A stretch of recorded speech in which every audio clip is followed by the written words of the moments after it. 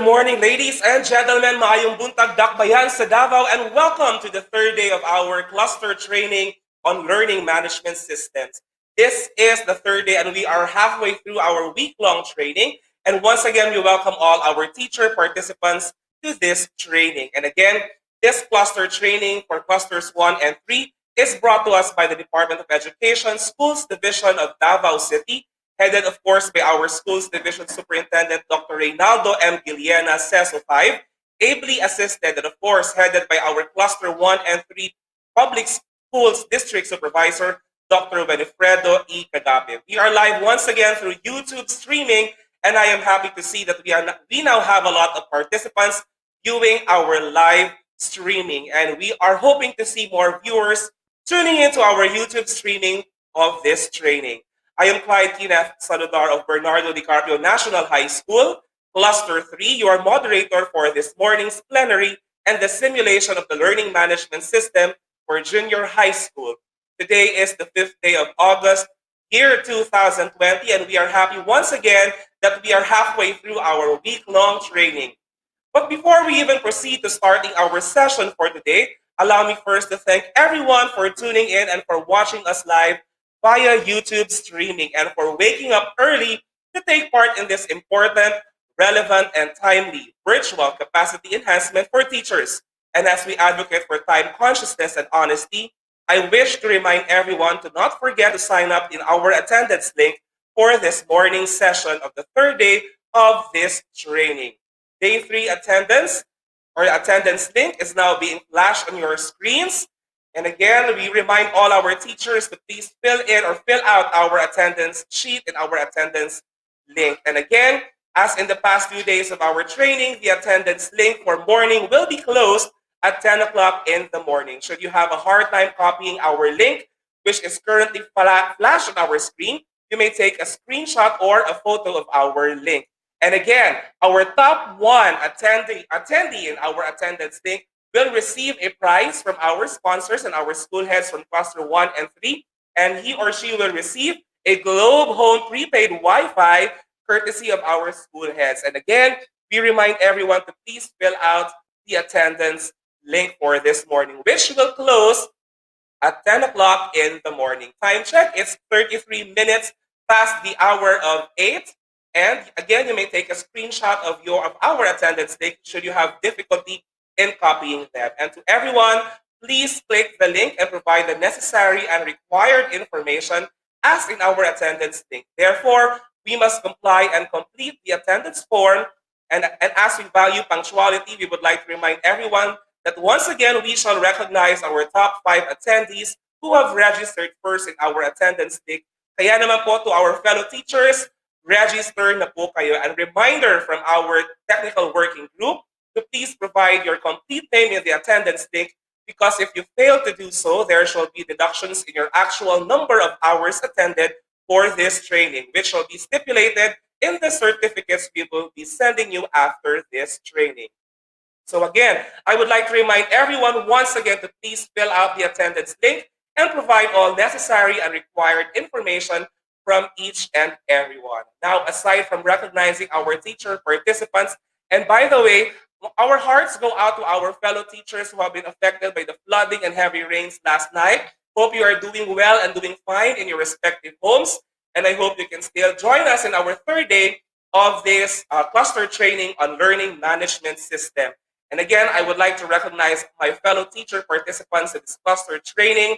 And I would also like to acknowledge and recognize all our education leaders in clusters 1 and 3 who are also watching with us and who have taken the lead in preparing and organizing this cluster training on learning management system. Of course, I'd like to acknowledge our very dynamic and proactive public schools district supervisor of clusters 1 and 3, Dr. Winifredo E. Cagape. Good morning po sa inyong lahat. And since our teacher participants are working from home as they attend this webinar or training, I know you are taking photos and selfies right there at the comfort of your homes. So as part of our means of verifications or MOVs for our IWARs, I know you are taking your pictures and selfies as you attend this training. So Please don't hesitate to upload your photos or videos to your social media accounts and use our official hashtags. Again, we have been using these hashtags since day one. It's hashtag Sulong Educalidad and hashtag Abante Cluster 1 and 3. Should we have spare time in our training, later on we will be showing some of your posted photos using our official hashtag. And at this juncture, I would like to acknowledge our in charge of this day's management of learning. We have with us the ever-blooming school head of Bernardo DiCaprio National High School, Ma'am Maribeth P. Alcordo, together with her team to give us the nationalistic song, the opening prayer, and the energizer for this morning's session. Fellow teachers, galaw-galaw po para mas sumigla ang ating umaga at ang ating araw. Ladies and gentlemen, later on also we will be joined in by one of the division education program supervisors, Ma'am Faye Genevieve Pasamonte, who will be sharing with us important topic, particularly on our learning plan. So for the meantime, I'd like to direct everyone to our management of learning, particularly in our nationalistic song and the opening prayer, together with the energizer for this morning's session.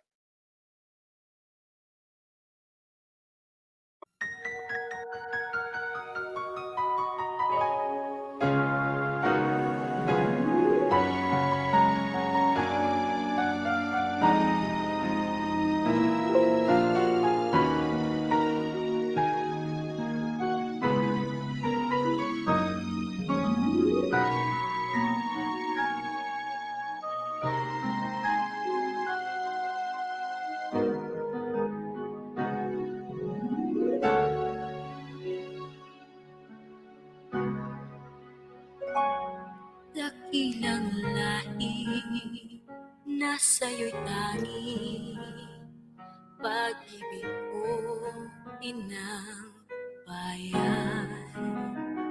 Isinumpa ko, o Pilipino, gagaling ang sugat ng iyong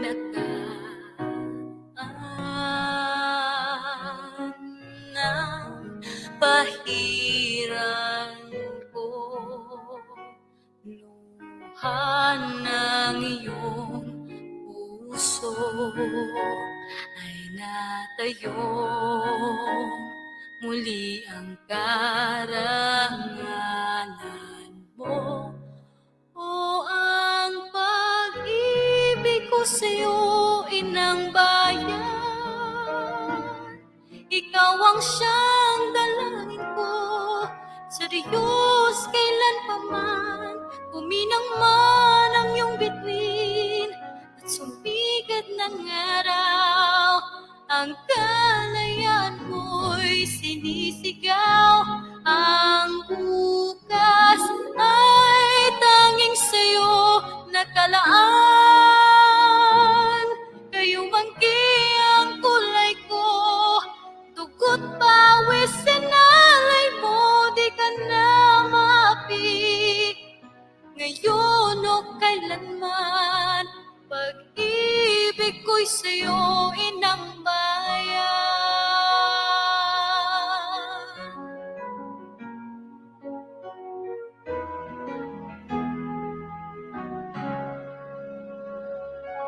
Dakilang bayan, kapayapaan, iyo'y muli nang nakamtan. Tulad nung araw, bago inagaw, ang kayamanan mo, ang iyong kalayaan,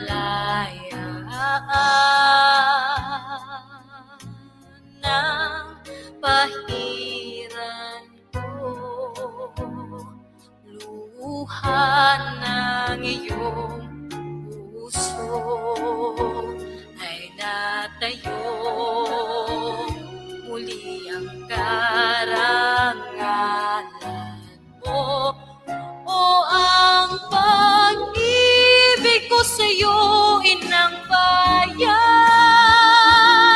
ikaw ang siyang dalangin ko sa Diyos kailan pa man, kuminang man ang iyong bituin at sumigat ng araw,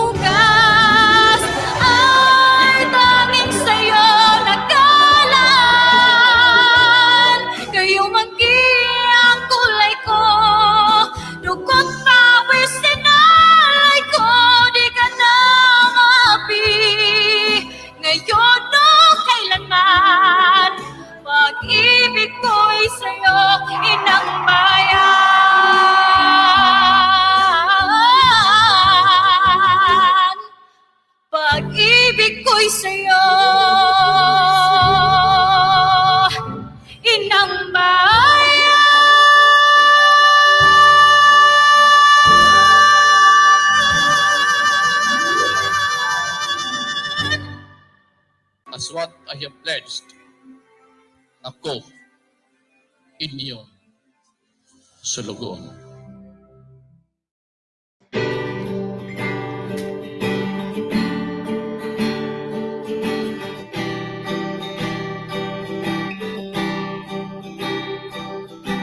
Ang labing dalang panan mambubuhat sa tanang butang niining kalibutan sa tanang among salaan na akamo pasaylo amahan ikaw ang labing gamhanan angay kang sangtiton ug angay kang dalaygon o ikaw balaan di angay nga kalimtan labing gamhanan gugmang way katapusan sa adlaw-adlaw angay kang halaran oh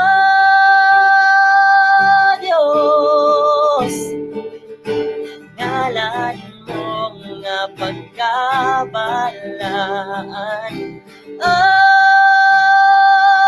Diyos tungog mo himaya sa langit ug yuta Gagawin ko ang lahat upang sa ulit ay tayo. Kung kailangan mong kahanginan, kilometrong layo.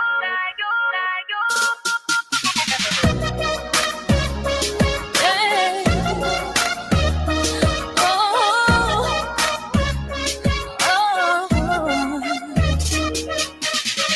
Bakit nga ba itong agwat natin? Pinipilit palawakin pero habang merong bumabalakin ang pag-ibig lumalalim tinatala sa kalang layo at di ka na matanaw pero pag humahaba ay lalo kitang sinisigaw maging ang laot, walang takot at tatawirin kahit aton ay umabot sa papawirin sa nangdako'y pinangako pagkakarating ikaw lang ay makapiling gagawin ko ang lahat upang sa ulit ay tayo kung kailangan kong nakakinan kilometrong layo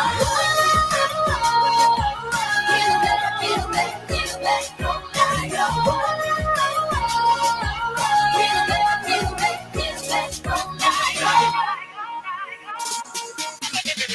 sumasalungat ang daigdig at tayo'y di magkasalubong dapat na ba akong makinig pagpadala na sa daluyong inano din ako sa halos hindi ka na matanaw pagtapos mabalot ng galos ikaw pa rin ay ikaw maging ang laot walang takot na tatawirin kahit aton ay umabot sa papawirin sa nangdako'y pinangako ang tatarating ikaw lang ay makapiling gagawin ko ang lahat upang sa ulit kung kailangan kong nakakinan kilometrong layo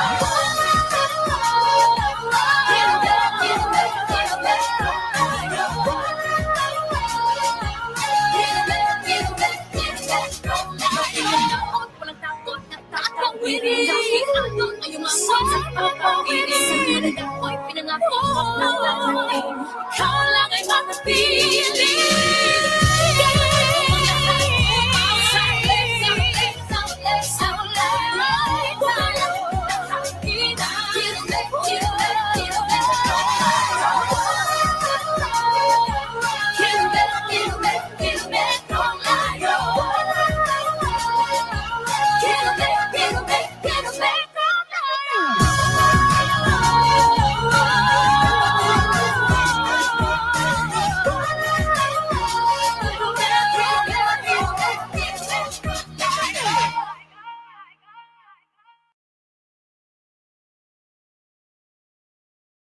Nationalist, of course, featuring Ma'am Ellie Miranda of Bernardo DiCaprio National High School. Thank you as well to our senior high school students supervised by Ma'am Rachel Ahmad, our senior high school teacher, for that opening prayer, and of course, for that invigorating energizer. Once again, we are now on our third day of the cluster training on learning management system.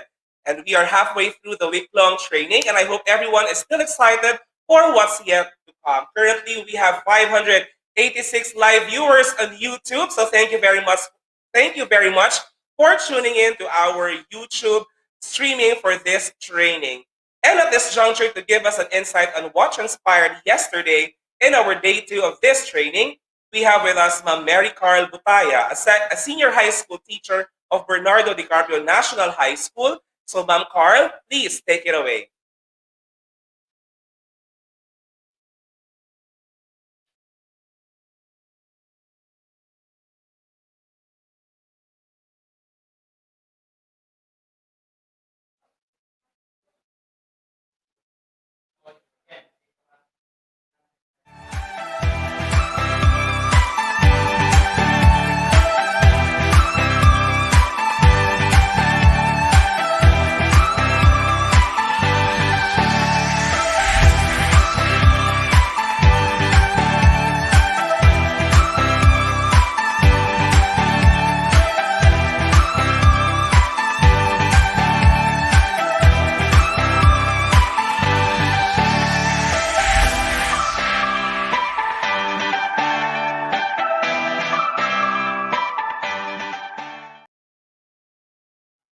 So we would like to apologize for our technical difficulties being experienced as of the moment. But once again, to give us an insight on what transpired yesterday in the second day of our training, we have with us Ma'am Mary Carl Butaya, a senior high school teacher of Bernardo DiCaprio National High School. Ma'am Carl, please take it away one more time.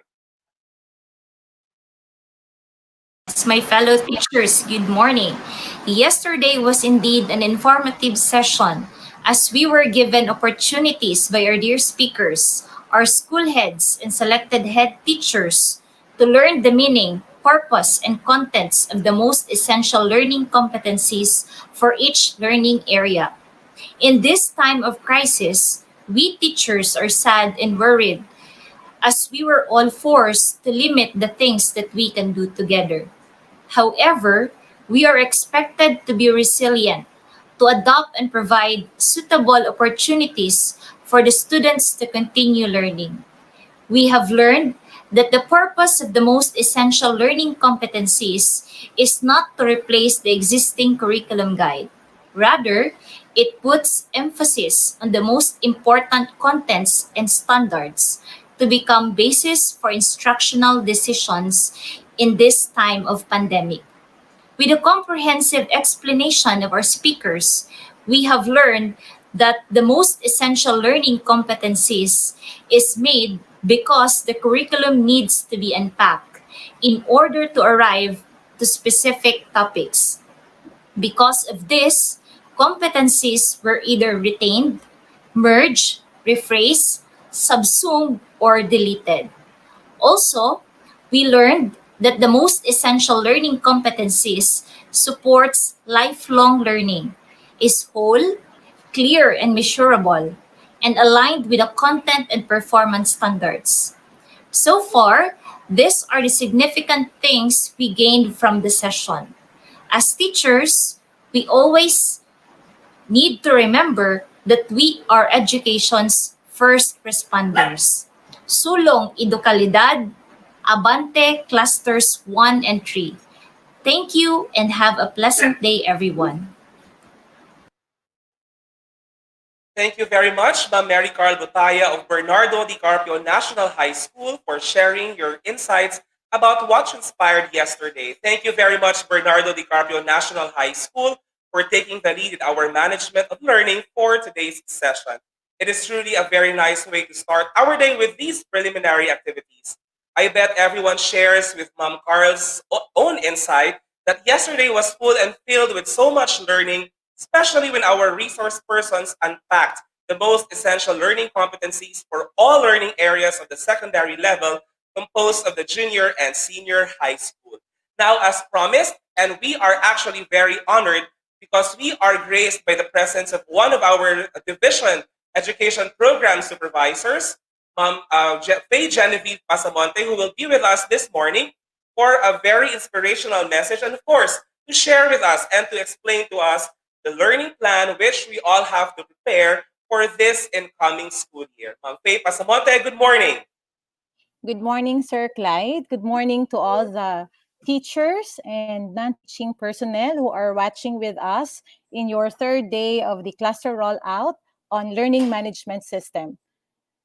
My deepest respect to our public schools district supervisor for clusters 1 and 3, Dr. Winifredo E. Cagape, to all the school heads, teaching and non-teaching personnel of clusters 1 and 3. To everyone, good morning. And thank you for having me in your opening program for the third day of the cluster rollout on learning management system. In this time of COVID-19 pandemic, the way we deliver basic education, our teaching world has turned upside down. We are in a new era of basic education delivery. And in this new instructional landscape, we quickly had to pivot to distance learning delivery modalities. Instead of meeting our learners and stakeholders face-to-face during enrollment, instead of teaching our learners in our respective classrooms, reporting to school each week, we had to change to virtual meetings and remote work. Our mission as educators, the frontliners in the delivery of basic education, has never been more critical. We are all working harder than ever in this unprecedented time. Our department, our school administrators and teachers strive to invent, reinvent, and implement remote learning plans. We had to find means to connect with and support our learners' families to make home learning effective. We know that however challenging it is to work in the new ways that the COVID-19 pandemic demands, our schools never cease to show that they care and support our youth. When faced with challenges, great or small, our schools have always stepped forward to meet the needs of our learners and stakeholders. And for that, we express our thanks and gratitude, our appreciation to all the schools and the teachers for all that you do for our Filipino youth. The department has mapped several trainings to capacitate our teachers and our schools, and this cluster training on learning management system is just one of them. With the advent of LMS utilization, this training will surely enhance our teachers' skills in the use of various technologies to ensure learners' engagement, be it learner-teacher interaction, learner content interaction, or peer-to-peer interaction, while they are geographically remote from each other. In behalf of the Schools Division Office, we give our salute to the men and women behind this cluster training, to the entire training management team, including the production and broadcasting team, and the school heads and their teaching and non-teaching personnel for the support that you have given the Schools Division of Davao City. At this point, allow me to share some vital points of Division Memorandum Number 843, Series of 2020, released last July 30, 2020. I would like to request for some help from our production team to flash my presentation.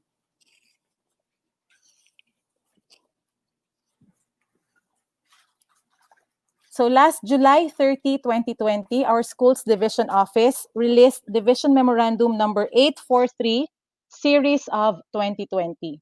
This Division Memorandum is entitled Instructional Learning Plan Matrix, Class Program, and Individual Learning Monitoring Plan for School Year 2020-2021. Given the new context for learning and the unique procedures in every modality, the instructional learning plan matrix and sample class program shall be utilized by teachers in all grade levels and learning areas. Entries in the instructional learning plan must be based from the self-directed learning material provided in every learning area. These are the various distance learning delivery modalities that our schools will probably employ this school year 2020-2021. We have modular distance learning, which could either be digital modular distance learning or printed modular distance learning.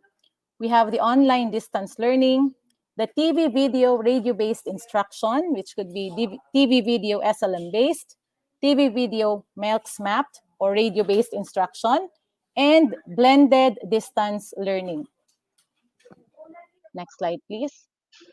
So to ensure that our learners are on task and are guided, we need to have a weekly home learning plan, and in our division memorandum number 843, we refer to this as our instructional learning plan and class program, so that we will be able to track the degree of utilization of our learners regarding the distributed learning resource materials.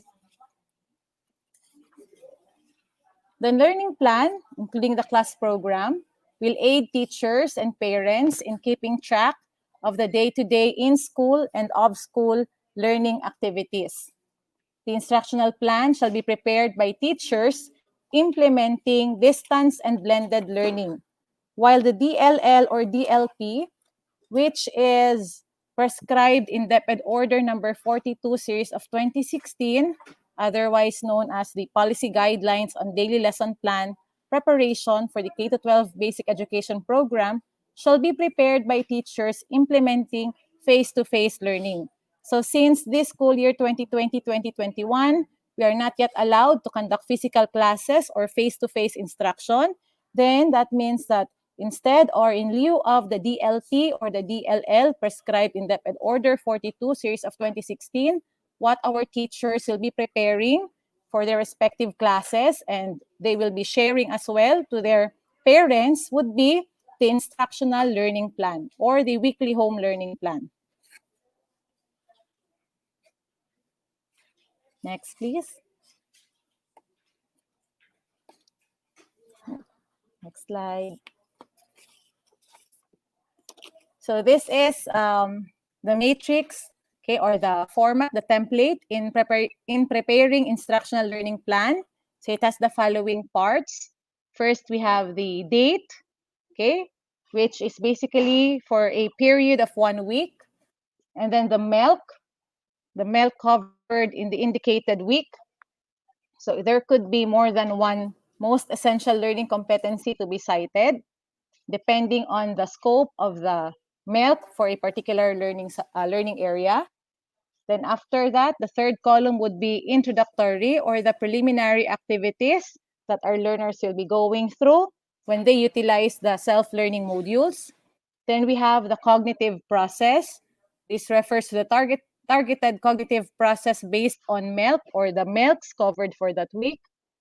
Then the technique or strategy as presented in the self-learning module. The activity, which will be listed per day based on the SLM. And then finally, assessment. So we have to indicate the type of assessment presented in the SLM, say for example, summative test or formative tests that the students will be going through as they utilize the self-learning material. So these are the parts now of the instructional learning plan, which we shall be utilizing this school year 2020-2021, while we are not yet allowed to conduct face-to-face instruction or learning. The sample attached in this division memorandum is for grade 1. Okay, grade 1, for a grade 1 class. So this is for the subject mother tongue. So here you will find na sa first column, this is for the first MELC that they have. Okay, the span is August 24 to 28, 2020. So there are several learning competencies or MELCs listed for that particular week. And if you notice, it's also listed in this template, sample program or sample matrix. Then introductory. So they are basically focusing on asking questions. Okay. They actually have video lessons to accompany their material since this is for grade 1. Then we have cognitive process. So for this particular this set of MELCs rather, they're targeting on comprehension and analysis. Then the strategy that they'll be utilizing is modeling, since this is for grade 1. Then the learner activities, so listed from Monday to Friday. Okay, so each day there are activities assigned that for the learners to do, okay, and for the learning facilitators to assist on while their kids are doing home learning. And then finally, they have the assessment task. So here they have a performance-based assessment, drawing members of the family, answering the questions about self.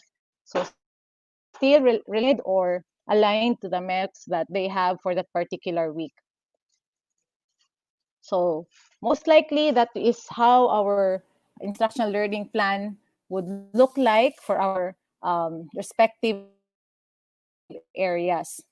Now for science, we have some modifications in the plan since the MELCs for science are really broad statements and we need to unpack them, or we need to generate learning objectives out of the MELC. We have MELCs in science that span for 3 weeks, for 2 weeks. So we need to be specific regarding the learning objectives, okay, that were generated out of the MELC.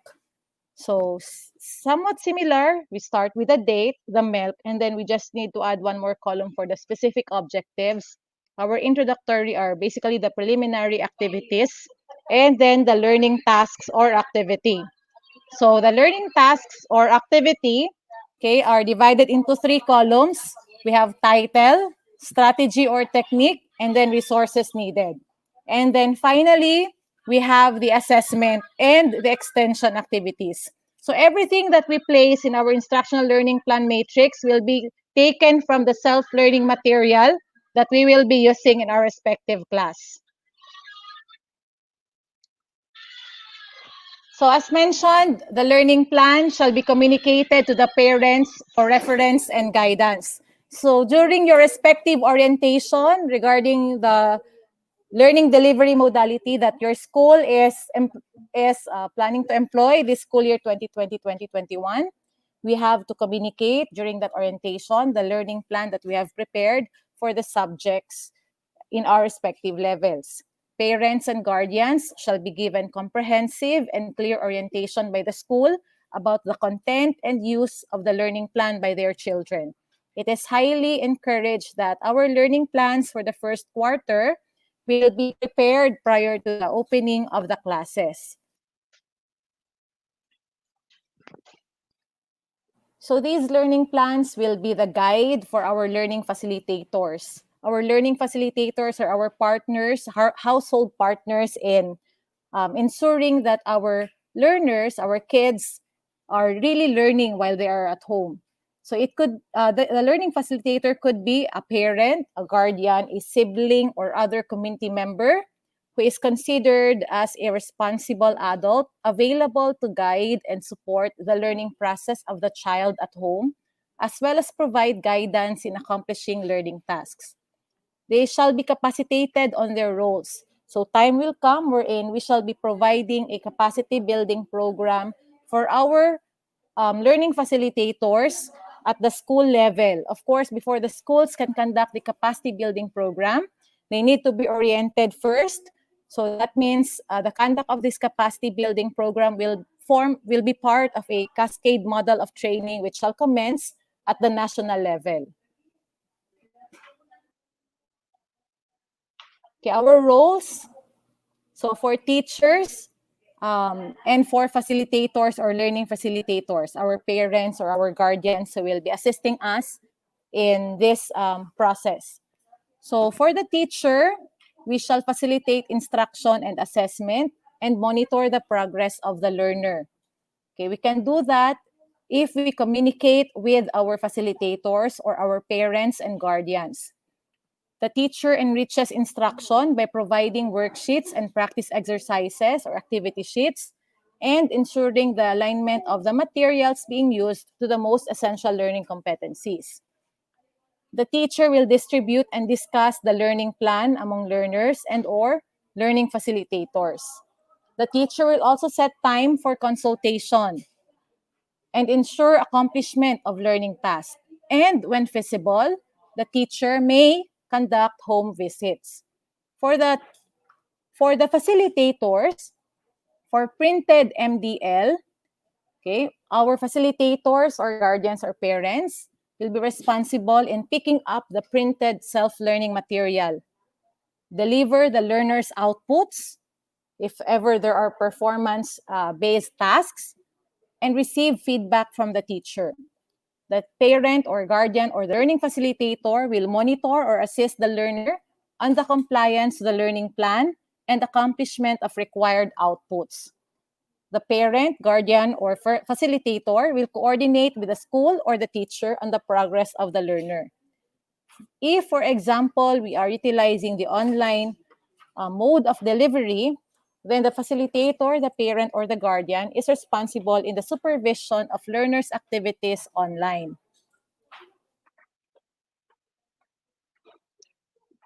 If we're employing the online delivery of instruction, we have to be aware of the screen time guidelines.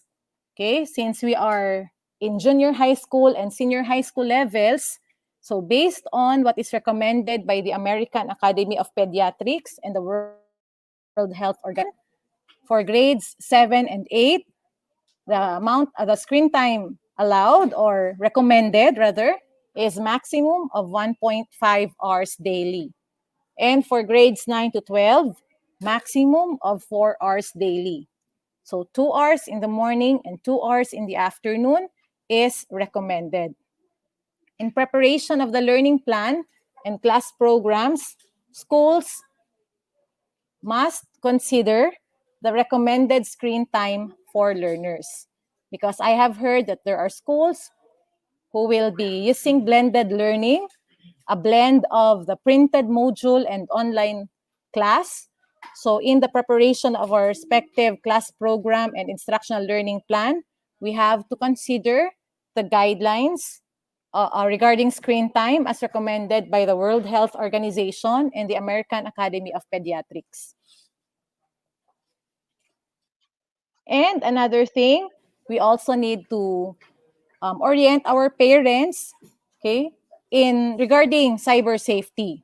Okay, so we have to promote cyber safety in our respective classes if we will be employing blended learning utilizing the online distance learning. Monitoring and evaluation of the learning delivery modalities.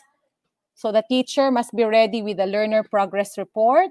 The department head or the grade level subject coordinator will collect the learner progress report periodically from the teacher so that we will know if who among these learners need to be provided with intervention or remediation activities. So the concerned teachers or the department head will design intervention for learners who are struggling or having difficulty in the learning mode. An individual learning monitoring plan is suggested to be prepared by the concerned subject teacher. So what is this individual learning monitoring plan? This is a tool which may be used by teachers for learners who lag behind as shown by the results of their formative and summative assessments. It serves as our document that will show if the learner has shown either mastery of the learning competency, significant progress, or insignificant progress. So in this division memorandum, we have attached a template for the individual learning monitoring plan, the suggested individual learning monitoring plan. Okay, so as mentioned, no, ito yung magbibigay ng feedback data for learners who need to be provided with intervention activities. We only use this learning monitoring plan for learners who are lagging behind as manifested in the results of their tests. This is also one way of making the parents aware of the academic progress of their children.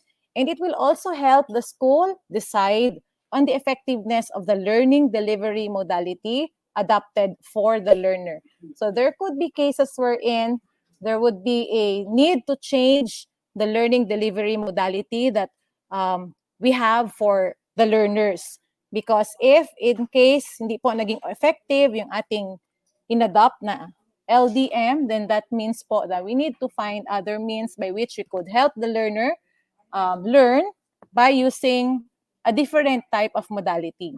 This is also guide teachers in adjusting learning content and task. If, for example po, online po ang ating inadopt, and then nakita po natin sa result na naglalag behind yung majority of the learners through online delivery modality. So what could be the reason why it's happening? So aside from providing intervention activities, baka po there's a need for us to change the delivery modality that we have adopted. Baka posibleng hindi sila naka-perform much because wala sila stable na internet connection.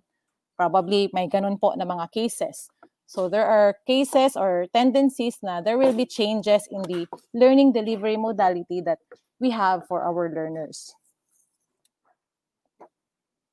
Okay, the parts of the individual learning monitoring plan, again, this is just for learners who are not showing progress in meeting the required learning competencies. So we have the learner's needs, intervention strategy, the monitoring date, and then what's the effect of that intervention strategy? So the learner status, is it showing insignificant progress, significant progress, or mastery? The individual learning monitoring plan is by learner. Okay, by bata po siya, individual learning monitoring plan. So in the next slide, you'll find the sample attached to this memorandum. So individual learning monitoring plan. So it's by learner, kaya po individual learning plan. We have the learner's name, the grade level. So what area po ang kailangan niya ng intervention? What are the learner's needs? What intervention or strategies did the teacher employ to help the learner? Then when did the teacher monitor the learner? And then what's the outcome of that intervention strategy? So we have the following intervention status or learner status. Learner is not making significant progress in a timely manner. So intervention strategies need to be revised. So that's for insignificant progress. Learner is making significant progress, continue with the learning plan. And the final status, learning as related, has reached mastery, or the learner has reached mastery of the competencies in the learning plan. So again, this is by learner, and we only have this individual learning monitoring plan if the learner does not perform well in the formative and summative assessments provided in the self-directed materials. As for the class program, still we will be utilizing our usual class programs, okay, as prescribed in DepEd Order number 21, series of 2019. Okay, the same time allotment for every learning area or subject. Okay. And we have to remember that we need to add 60 minutes for homeroom guidance a week. Okay, homeroom guidance once a week for 60 minutes. We have our set of most essential learning competencies for homeroom guidance. So that is true from grade 7 to grade 10 and for grades 11 and 12 as well. So this one is for grade 7 to 10. It will be prepared by the class advisor, of course. The recommending approval is the school principal or the school head, to be approved by our public schools district supervisor. This is the class program for the first semester of grade, wherein majority of the subjects are core subjects, very few applied, and only one specialization subject. We shall still be following the required number of minutes per week as prescribed in DepEd Order number 21, series of 2019. And add to it 60 minutes per week for homeroom guidance. And this one is for our grade 12 first semester, wherein majority of the subjects are for the specialization subjects of our grade 12 learners, depending on the track or strand that they are taking for that particular semester or in the senior high school.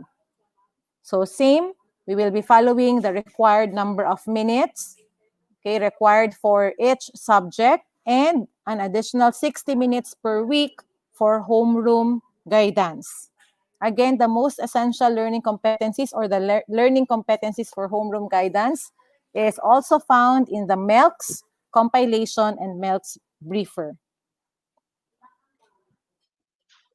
Okay, so as a closing statement, our model curriculum guides us by expanding on the standards, but it's up to us. We have a lot of freedom. with how we teach. It gives us a goal, but how we get there is based on whatever we think will work best for our learners. Yes, our division will be providing self-learning modules or self-learning kits to the schools. These materials have been quality assured by our division learning resource management section. May prepared na po tayo. However, it's still up to the teachers to contextualize or to give additional activities, enrichment or remediation activities based on what we think will work best for our learners. This statement, by the way, is from Michelle Elliott. And finally, last slide. Everyone who remembers his own education remembers teachers, not methods and techniques. The teacher is the heart of the educational system. So I wish all the teachers in the field good luck. I wish everyone good luck. And God bless. Stay safe, everyone.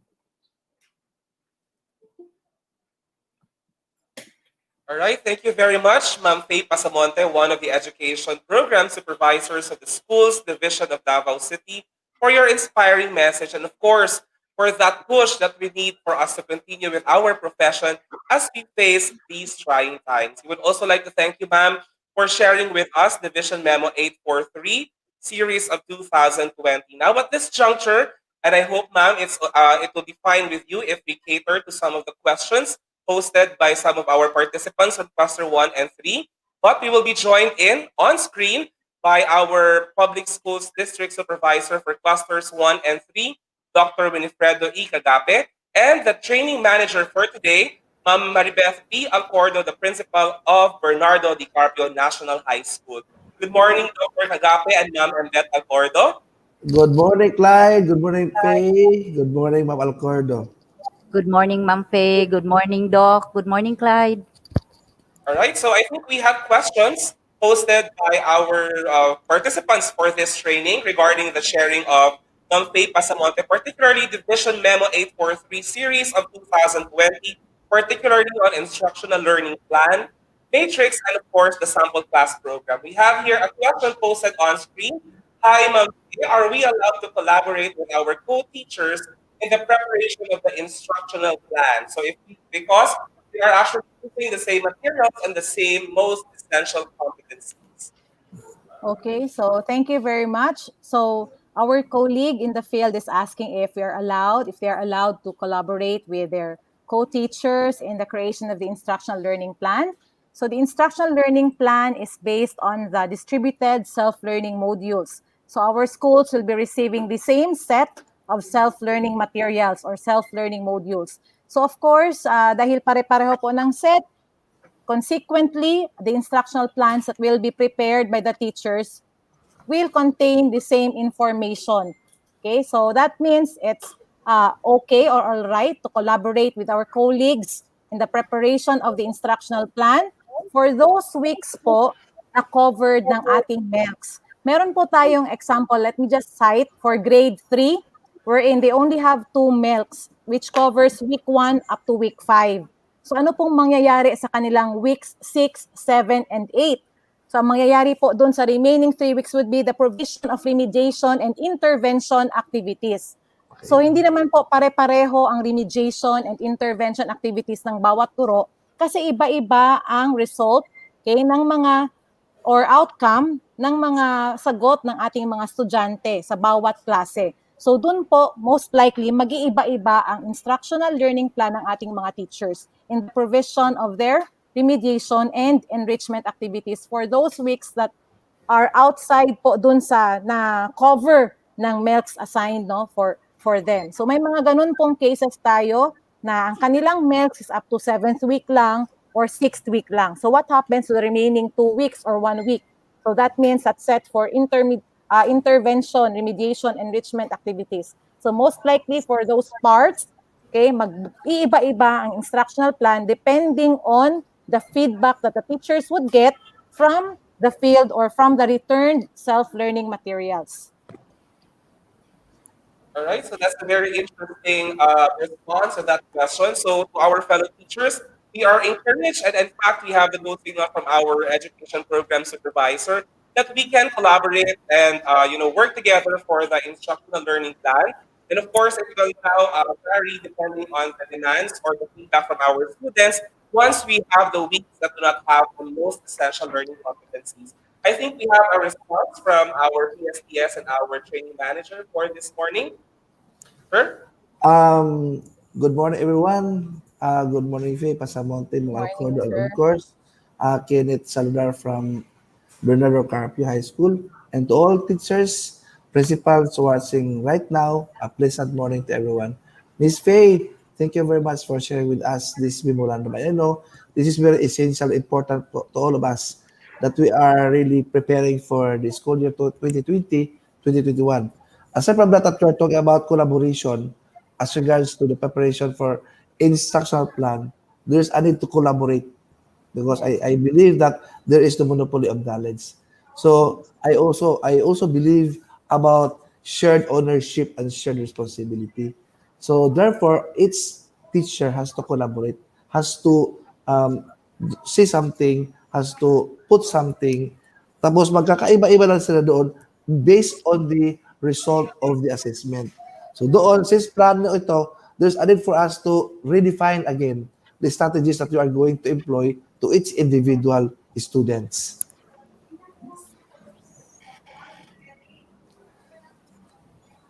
Okay, thank you, sir. I think we have also a response from one of our school heads and our training manager for today, Ma'am Maribeth Albordo. Good morning, Doc Kagape, and good morning, Ma'am Faye. As, Morning, ma'am. as Ma'am Faye Pasamonte mentioned earlier, that it will just differ on the results. So we have to consider the diversity of our learners. So that is why every quarter we have that monitoring. Now, she mentioned earlier that there is a need to change the learning modality if ever that particular learning modality is not effective. That is why in our region LDM, ma'am, the course one, we have that kind of template wherein we are going to fill up the quarter one, quarter two. So there are changes in our learning modality. As to the teachers' collaboration, I should say yes. In fact, in Bernardo Di Carpio National High School, we have started that part of collaboration and everything. So our teachers, they are grouping themselves according to department. So they will be working as one. So I go for collaboration of teachers. Thank you. All right, thank you very much, Ma'am Albordo. I believe we have another question about the monitoring of learners, particularly for modular delivery of learning. So we have here a question from Ma'am Dominica Castellares. Hello, sir or ma'am. Is it achievable every 2 weeks? We are going to give our report on the result of our learners' progress when we have several sections assigned to us with hardly 50 students per class. So I guess this question is all about the monitoring of our learners, particularly in the different learning modalities to be implemented come 24th of August. Anyone can answer the question? Okay, there's a need for all teachers to monitor the progress of each learner. Do not consider about how many learners that you are teaching every day, how many people are reading the module every day. Remember everyone, that in ensuring quality instruction and quality outputs, we need to monitor the progress of each child. That's why in the Division Memorandum 843, clearly stated there that we have to have a monitoring weekly if possible. Because for us to know, nasaan na ba ang bata in terms of their, ano na natutunan sa milk na ito, yung competition na ito. So, do not think about how many kids you're monitoring or assessing. For as long as you are in the right track, you know how to monitor, the progress, because you cannot just simply put in all the knowledge that you want them to learn if you don't know the level of the progress of each individual child. So as a teacher, it's a great challenge on your part because this time during the pandemic, you have to ensure talagang lahat ng bata natututo at the same level. But again, you have to consider individuality, uniqueness. sa pagkatuto. So, yung ating learning modality cannot be changed anymore because the modality is there. Online, blended, modular, TV-based instruction, radio-based instruction. It's a learning modality, the delivery. But again, we can somehow modify the way we deliver, the way we teach in terms of the competency that we are teaching. Remember that we are, parang nakakapos tayo, you are only giving the child a module. Diba? Try to think of it. Unless you are doing the synchronous instruction, that automatically you'll be able to gauge whether or not your student is learning from what you are talking about. But again, if your student is only holding a module without somebody teaching him or her, unless the parents, the facilitators at home is helping them to understand what the content of the module, you can ensure that the learner is learning.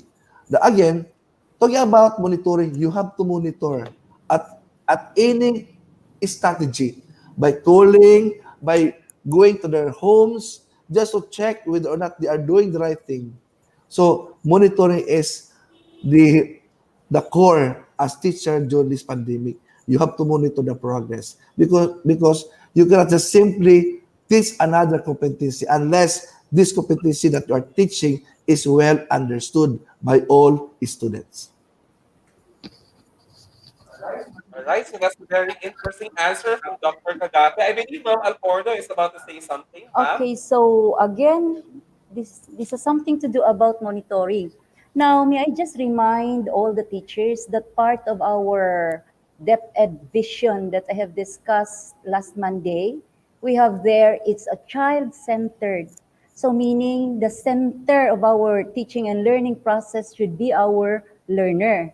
And so please, it's just a matter of commitment and dedication, just a matter of engagement to our work. Now, when we say reporting, I guess we really have to meet heaven and earth. Okay, that is why I am asking the teachers, kailangan lang yung commitment ninyo. Now, as Doc Kagape had said, na medyo there can be possibilities kung anong dapat gawin. So yun na nga yung sinabi ko na kung gusto, may paraan. Now, do not worry about 50 students. Actually, we are used of it because we will not be changing our sectioning, our schedule. We all have the same as what we have been doing in the previous years.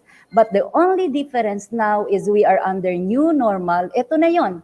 So we don't have any choice, but instead we need to migrate in this particular, mauna gyud ni, new normal na gyud. So teachers, laban lang yun ta, ani lang yun ni siya. Check. Ayan, so laban lang kita mga fellow teachers, no, as we go along or as we go through this new normal. Faye, do you have anything to add to that? My question pa dito, what is the plan of the division office, Ms. Faye, especially on the administration of quarterly summative tests?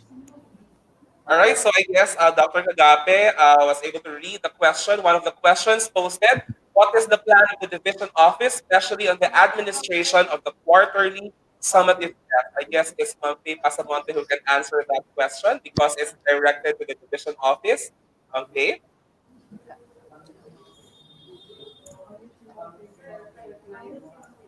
Naka-mute. Nakamute ka, Faye.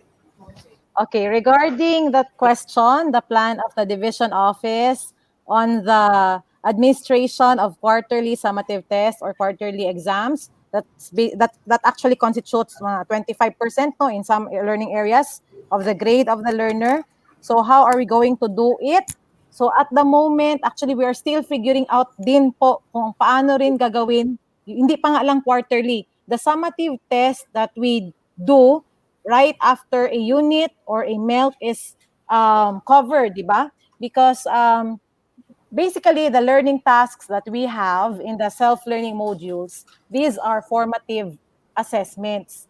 Di po ba? Mga formative assessments to sila. So we record them, yes, because we want to track if they have understood the activities and the tasks no, that are presented in the module. However, yung ginigrade po natin, these are the summative assessments talaga. So actually, gunahuna pa pod mi sa amo ang part, paano yung summative test, no, mga long exams, no, i-administer sa mga schools. So one way to do that is through through online supervision. That is if ang ato ang mga schools or ato mga learners have the means to participate in an online exam administration. Okay? But for the unsa ang plan sa division office, iba-iba po siguro ang mangyayari na mga actions depending on the area. Okay, depending on the area. We are not yet allowed to do face-to-face instruction or face-to-face classes. Dili pa ta pwede magpaadto og mga estudyante sa eskwelahan. So that means we would need to use other means possible para ma-administer ang summative exam. So one way could be through online means. Siguro kung naay access ang mga estudyante online, then we can convert the questions or the test to an online questionnaire wherein they could answer it. Tapos pwede ninyo sila ma-monitor via Zoom or via Google Meet to check na sila talaga ang sumasagot ng mga questions. Ang ato pa namang exam, October 15 to 16, 2020. So, mabahaba pa na time. We will just release a memorandum if ever meron na tayong very concrete procedures on how to administer quarterly summative assessments. Sir Fred? Okay. As regards to that question, actually, quarterly summative test, I think quarterly examination, di ba, Yes. summative test is recorded, graded. A teacher or a master teacher can administer a unit test. Di ba? A unit test. Considering that each school, parang unique ang school, we will be treating a school as a unique institution. You can have your examination, pwede ba school? Because this time, parang mahirap pa yata sa division to come up with a plan with regard to the synchronity of the test per school, per cluster. So therefore, it's now the call of the principals, the master teachers, to come up with a test doon sa school nila. Maybe we can suggest as cluster, because the cluster 1 and 3, most of the teachers dito are writers, di ba? Silang gumagawa ng mga test questions for the whole divisions. We can somehow collaborate with the people in the division office. So ito talagang work ng school, work ng master teachers kung paano i-administer ang test. Depende on the uniqueness of your locality.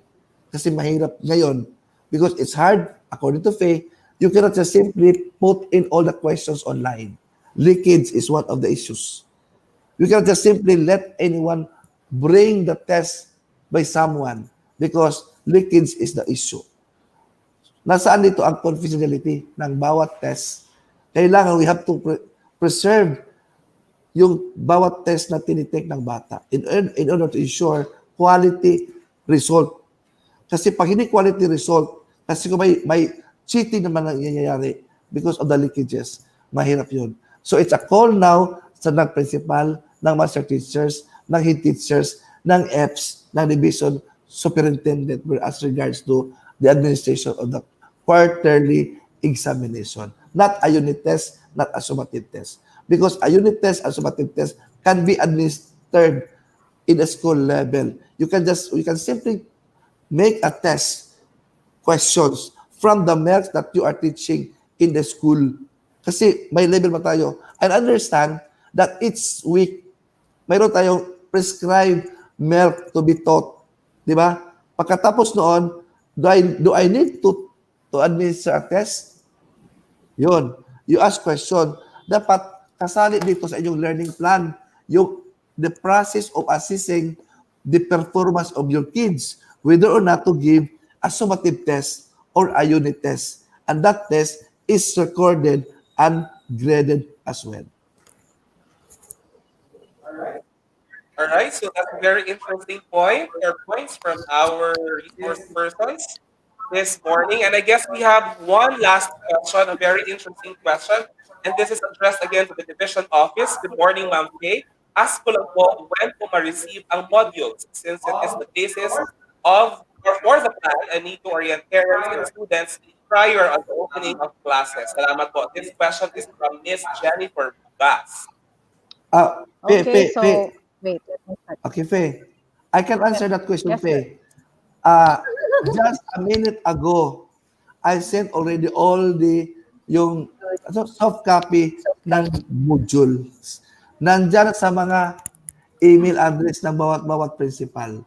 Ready for reproduction na this day. So congratulations, Division of Davao City.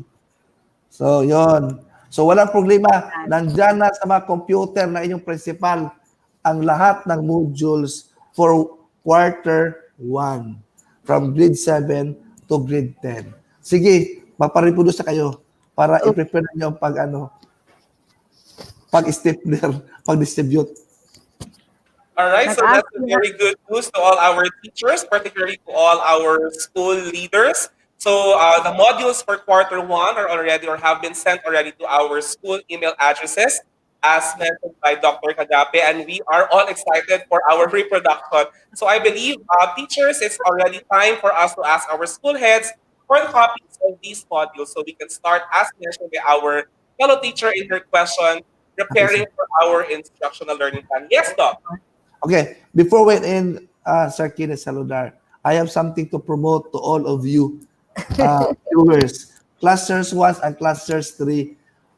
I am planning to come up with kapihan sa PSDS. Dito, it's a talk show. Lahat ng mga issues, concerns, best practices ng school ay ipropromote dito sa ating kapihan with the PSDS. So bawat week mayroon tayong talk show to be sponsored by each school. Tapos ano yung kanilang mga issues doon, mga practices ng school, sino i-interviewin. Of course, one of the hosts siguro is si Kenneth. Doon. Kasali kayo sa ating I would love that. So, mag-start tayo before August 24 or after 2 weeks of the opening of classes. All right, so that's a very interesting platform for all our teachers for clusters 1 and 3 so that we can be closer to our PSDS, Dr. Benifredo Kagape. So I believe we still have a lot of questions and we encourage our fellow teacher participants to post your questions in our Padlet links flashed on your screen. So we will have another open forum later where we can actually answer your questions. So again, if you have questions, please post them to our Padlet links, which are actually flashed on your screen. So once again, thank you very much, Ma'am Faye Genevieve Pasamonte, Education Program Supervisor of the Schools Division of Davao City. And thank you as well to our PSDS, Dr. Benifredo Kagape, and our training manager for this day, Ma'am Maribeth P. Alcordo, for joining us in our open forum. Thank you very much. All right, so I believe we are now ready for the next part of our program and our training session for this morning. And I believe we are now ready to announce our watch advocates, our top 5 watch advocates for yesterday's session in the afternoon. So again, our winners for the afternoon session, or top 5 watch advocates for the afternoon session yesterday, will be receiving the prepaid load cards. So you will be receiving prepaid load cards. And to all our winners from Monday up until this day, you are instructed to claim your prizes to your school heads. So your school heads will be bringing with them your prizes. So please claim it from them. So again, maraming salamat po to all our teacher participants for joining us. And we are halfway through our week-long training. And I believe everyone's excited to know who our top-notchers are for yesterday's attendance. And we are also excited to announce it because we are really advocating for WATCH, our time consciousness and honesty. So again, we would like to thank all the people behind the success of this webinar series or our training or cluster training on learning management system. Thank you so much to Dr. Benifredo Kagape for spearheading this cluster 1 and 3 training. Of course, ably assisted by our school heads from cluster 1 and 3. And speaking of our cluster 1 and 3 school heads, I'd like to acknowledge them one by one. We have from cluster 1, from Davao City National High School, Ma'am Evelyn S. Magno, Principal 4. From Emilio Ramos National High School, we have Assistant Principal 2 Josephine A. Basilio. And we would also like to thank Ma'am Jocelyn O. Simafranca, Principal 2 of Erico Tino Grades National High School, Mr. Rolando Capul, Principal 2 of Francisco Bangoy National High School, Ma'am Shirley Elizabeth Jacobe, Principal 1 of Leon Garcia Senior National High School, Dr. Ruel Alvarez, Principal 4 of Santa Ana National High School, Engineer Redilon Morales, Principal 2 of Vicenta Nograles National High School, and Mr. Yuri Giovanni Colita, Officer in Charge of Davao City National High School, Madapo Campus. We would also like to acknowledge our school heads from Cluster 3. From Acacia National High School, Ma'am Ruth A. Rufano. We also have the Principal 1 and our training manager for this day, Ma'am Maribeth V. Alcordo from Bernardo Di Carpio National High School.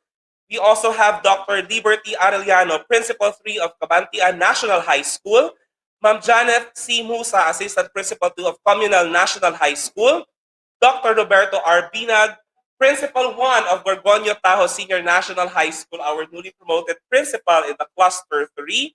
We also have Dr. Romeo E. Ticar, Head Teacher 6 of Pablo Lorenzo National High School, Mr. Charlie D. Pulma, Principal 2 of Teofilo V. Fernandez National High School, Ma'am Maria Luisa T. Mamita, Principal 2 of Waa National High School, Ma'am Ariceli Arellano or Dr. Ariceli Arellano, Head Teacher of Mudyang High School at the TV Fernandez National High School Annex, and Ma'am Maria Ligaya Romero, Principal 1 of Pilar Rodriguez Integrated School, an annex of Bernardo Di Carpio National High School.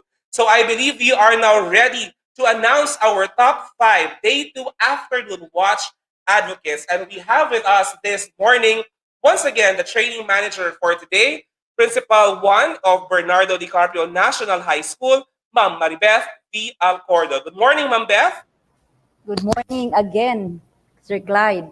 Okay, so again, may I just remind everyone that this is we have here the 5, shall we say, watch advocates or the early birds yesterday. So in the afternoon, no, Day 2. So we have here to receive, I guess, 100 peso load for each, because we will be giving out in the morning only the Wi-Fi modem. So I have here with me, we have from F. Bangoy National High School, we have Kalamungay Milagros. And we also have from Davao City National High School, we have Kate Barbara Ann Simoy. And third, we have from Vicenta Nograles National High School, Clyde. It's not Saludar, but it's Clyde Aquino. And from Davao City National High School, we have Nilpa Grace Loberanes. I hope I was able to pronounce their names well. And finally, we have from Bangoy. So we have 2 from Bangoy and 2 from Davao City National High School and 1 from Nograles National High School. So the 5th one, we have Carl J. Blaquera. So each of you will be receiving 100 peso load. And you can actually claim these loads from the principal of Bangoy National High School. In fairness, no, hosted by Bangoy, and then 2 came out to be early birds yesterday. So thank you. And again, may I remind everyone, yung mga participants natin, yung attendance ninyo, doon kayo papasok sa YouTube. Tama ba, Clyde? Sa YouTube para makikita doon kung ilang viewers. So again, reminders for those watch advocates, please claim your prizes from Sir Rolando Capo. Thank you so much.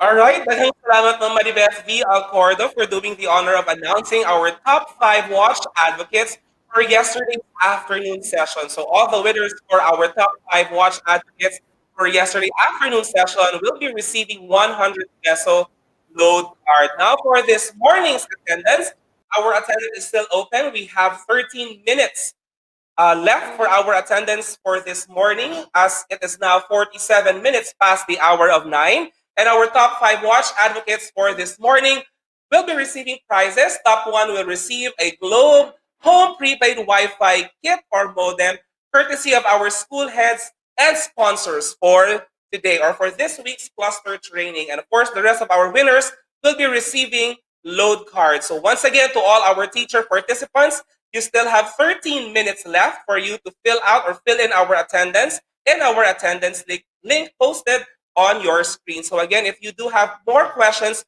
for our resource persons or for our sessions today, please feel free to post your questions at our Padlet links flashed on your screen. Now, it's sad to note that some of the areas in Davao City, particularly in areas of Cluster 1 and 3, are experiencing blackout or brownout. So I hope our teachers are doing their best to still connect with us, but we are happy that we have around 952 viewers or live viewers in our YouTube streaming. So we are still happy to have that number. So alam ko our fellow teachers are doing their best to connect and to still watch us live in our YouTube streaming. So thank you po to all our teacher participants. Our daily sessions, by the way, are automatically uploaded in YouTube. So if you are experiencing disruptions in your connection or maybe in your electricity connection, you are actually, or you can actually access this in our YouTube page. So you can view it anytime. But of course, we are encouraging all our teacher participants that despite this feature, we still watch our webinar or our training live via YouTube live streaming. So, of course, just like what we practiced in the past few days, we are actually updating everyone on the results of our evaluation. So at this juncture, I'd like to call on screen the Principal 2 of Waan National High School, Ma'am Maria Luisa T. Mamitag, for our evaluation results for yesterday's session. Ma'am Mamita, good morning. Good morning, Sir Clyde, and I am happy to see you. First and foremost, I would like to take this opportunity to greet our school's division superintendent, Dr. Rinaldo M. Giliana, CISO 5, our 2 ESDS, Sir Basilio Manaay, Junior, CC, and Ma'am Emma Campo-Redondo, our very proactive and work-oriented Public School District Supervisor, Dr. Winifredo Cagapi, my fellow school heads in Cluster 1 and 3, all the teachers from Cluster 1 and 3, good morning. Mayong buntag sa tanan.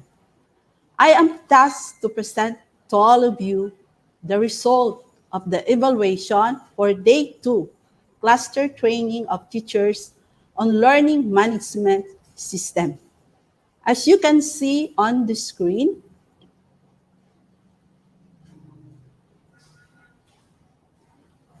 for Figure 1, we have respondents distribution by cluster.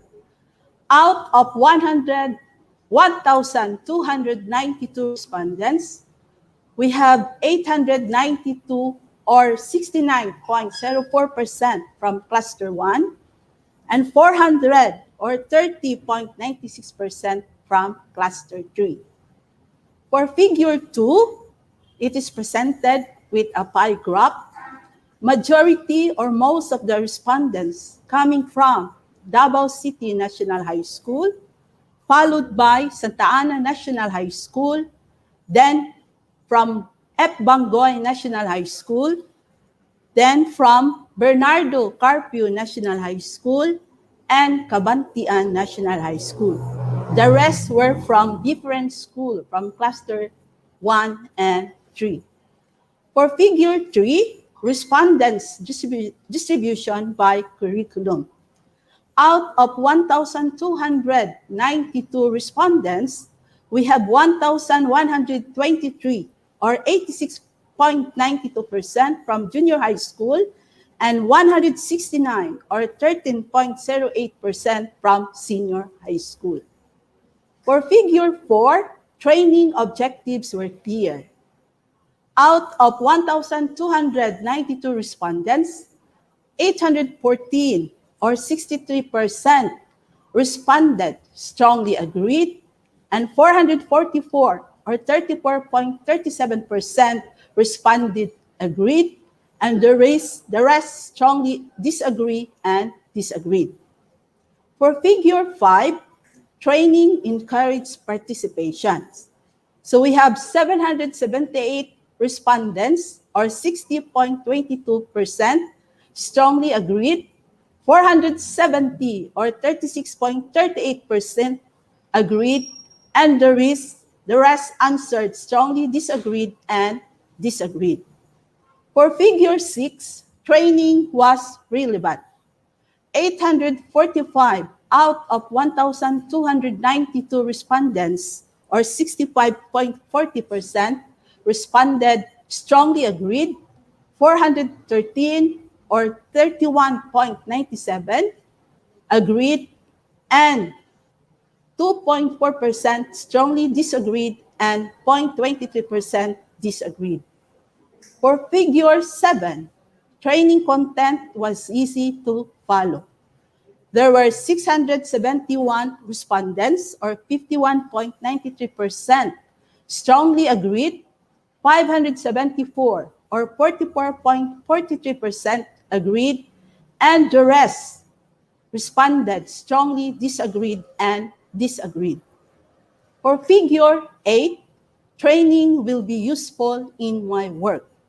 So we have 868 respondents, or 67.18%, strongly agreed, 393, or 30.42%, agreed, 4%, or 0.31% disagreed, and 2.09% strongly disagreed. For figure 9, trainers were knowledgeable. Out of 1,292 respondents, 806, or 62.38%, responded strongly agreed, 451, or 34.91%, agreed, and the rest of the teachers responded strongly disagreed and disagreed. For figure 10, trainers were well prepared. 776, or 60.6%, strongly agreed, 479, or 37.0%, agreed, and the rest responded strongly disagreed and disagreed. For figure 11, objectives were achieved. We have 776, or 60.06%, strongly agreed, 485, or 37.54%, agreed, and the rest responded strongly disagreed and disagreed. For figure 12, sufficient time allotment. So out of 1,292 respondents, there were 650, or 50.31%, strongly agreed, 594, or 45.98%, agreed, and the rest responded strongly disagreed and disagreed. For figure number 13, stable internet connection. Out of 1,292 respondents, we have only 357, or 27.63%, strongly agreed, 701, or 54.26%, agreed, and the rest responded strongly disagreed and disagreed. For the significant learnings gained by our participants from clusters 1 and 3, some of them, so these were the keywords that pop up in the evaluation sheet. It is useful, it guides them, and it is helpful to them, especially in this pandemic time. Yesterday, it has been discussed about the most essential learning competencies. These most essential learning competencies should be applied thoroughly and knowledgeably to our learners so that we can achieve our goal in delivering the quality education for our learners. For suggestion, still we encountered a problem on the internet connectivity. So it is highly requested that this problem can be enhanced or improved so that the participants from cluster 1 and 3 can really understand and they can follow thoroughly what is being given by our speakers in this 5-day rollout training of learning and management system for clusters 1 and 3. So it is highly encouraged to all the participants from clusters 1 and 3 to participate in the evaluation because this will be our basis in improving our coming trainings in the future. That would be all. Thank you very much. Sulong, Idokalidad, and for all of us, good luck, and to God be the glory. Alright, so daghang salamat, Ma'am Maria Luisa T. Mamitag, Principal 2 of Waan National High School, for sharing with us the evaluation results of yesterday's session. So again, as mentioned by our resource person, or Ma'am Maria Luisa Mamitag, we are encouraging all our teacher participants to kindly fill out our evaluation sheets or forms at the end of our training session for the day.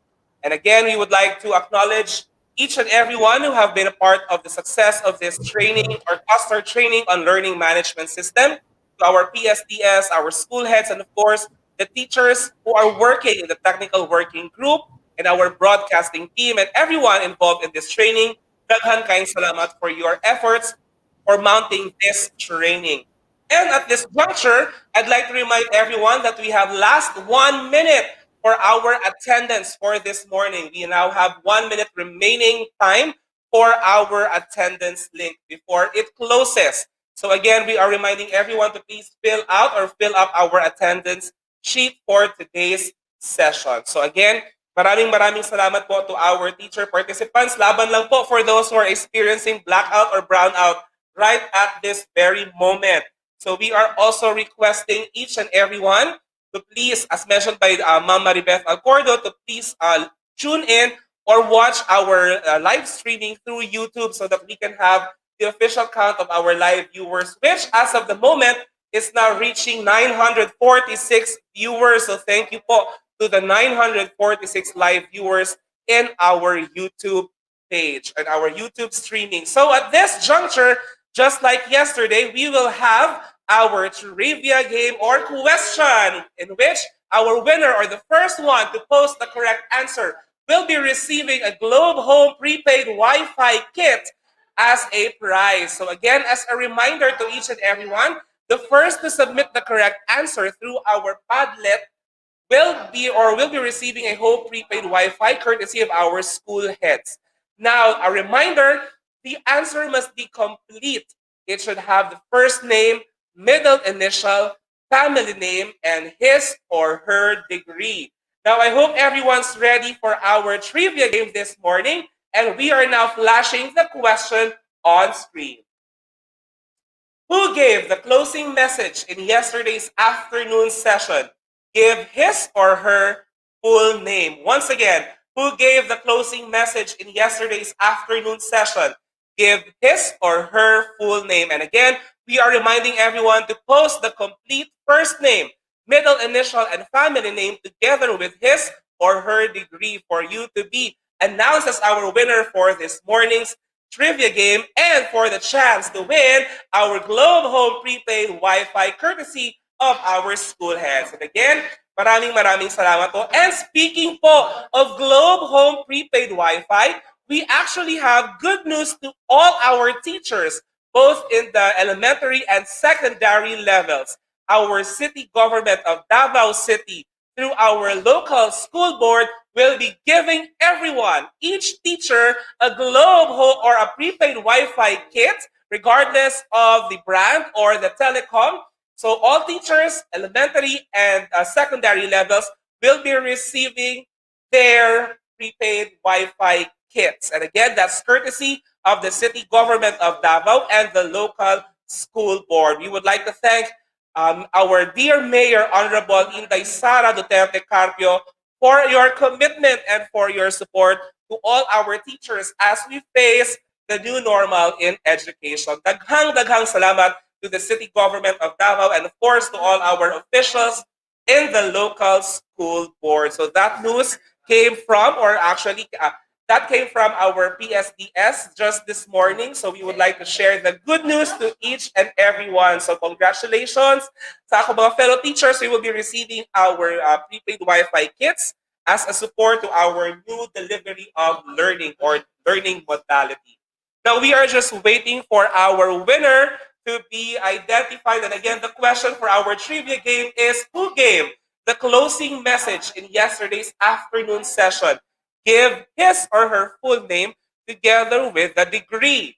So that's family name, comma, and the degree. So again, only the person or the teacher participant who will be able to post the complete first name, middle initial, and family name in our Padlet or trivia link will be announced as a winner. So again, we would also like to include, or to our teacher participants, please include the position of the person we are trying to identify in this question. Again, the answer must be complete first name, middle initial, family name, and his or her degree together with the position or the rank that he or she is currently in. So again, we are just waiting for our winner to be identified.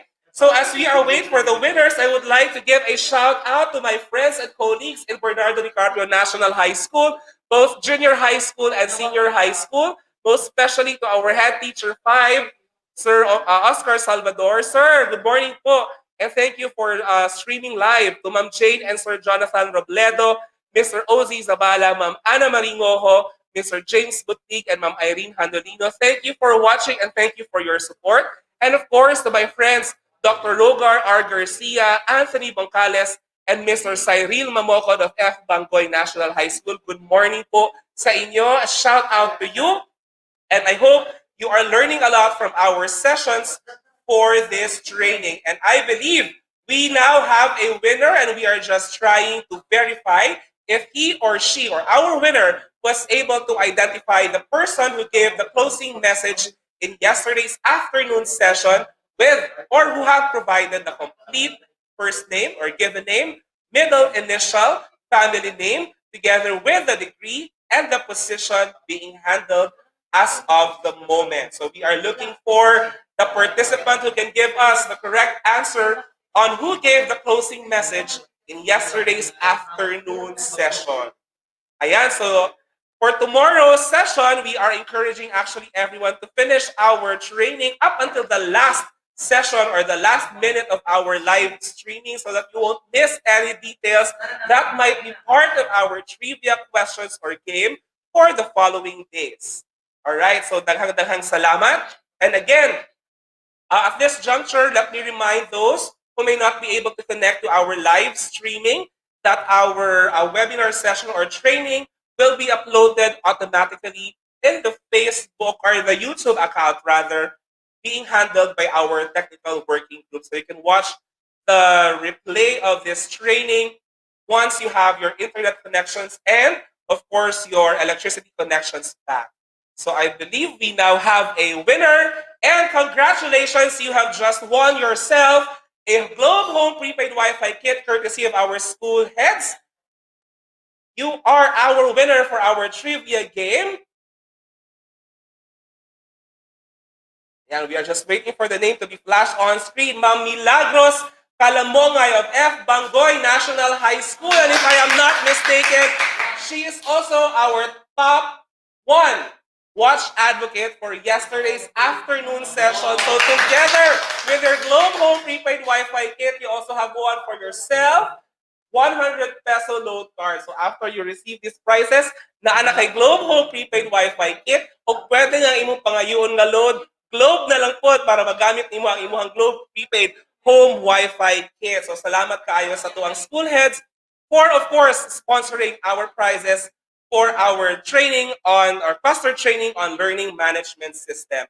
Now at this juncture, as I have mentioned earlier. And by the way, time check, it's 7 minutes past the hour of 10, and our attendance link has already been closed by the technical working group. So for those of you who have filled out our attendance link, thank you very much. And at this juncture, we will have a short break before we proceed to our simulation sessions. We will have a separate link for our senior high school teacher participants. So again, for all our senior high school teacher participants, you will have a separate link for your simulation session.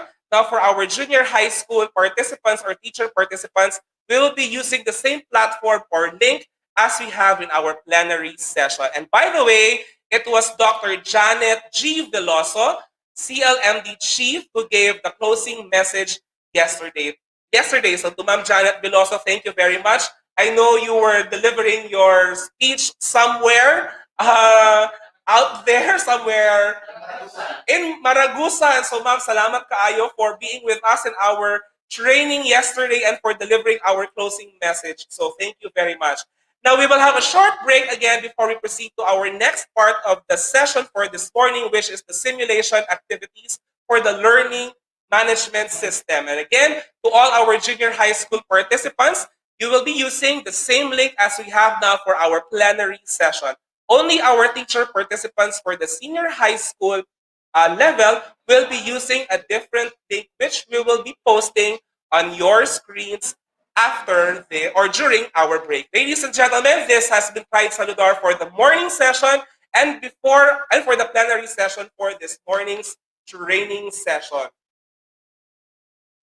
So again po, maraming salamat to all our teacher participants. Kapit lang po, kaguro sa kagawaran ng edukasyon. I believe you are all working hard for you to be connected to our cluster training.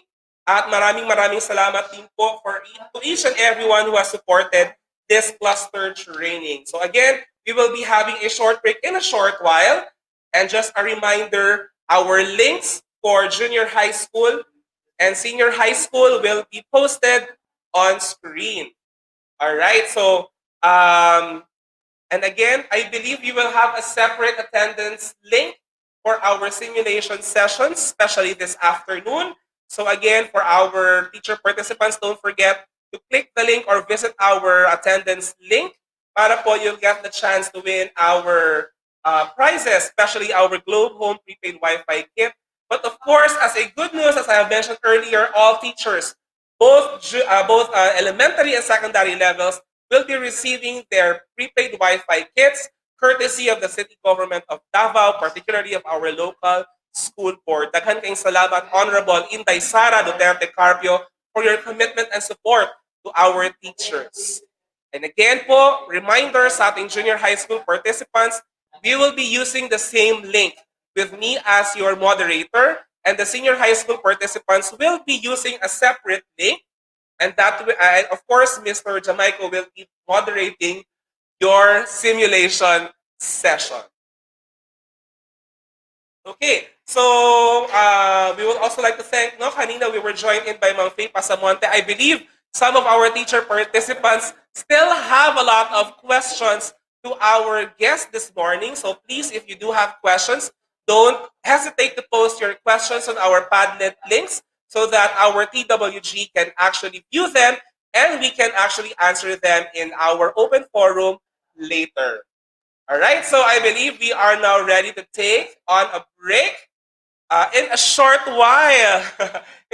So once again, for a reminder to all our winners for the top 5 watch advocates, you are to claim your prizes from your respective school heads. So if you are a teacher winner from your school, you can actually see or visit your school heads for you to claim your prizes. Tomorrow, we will have Ma'am Christine Reyes as our moderator. And on Friday, we will be joined by Ma'am Ava Acuna for our program.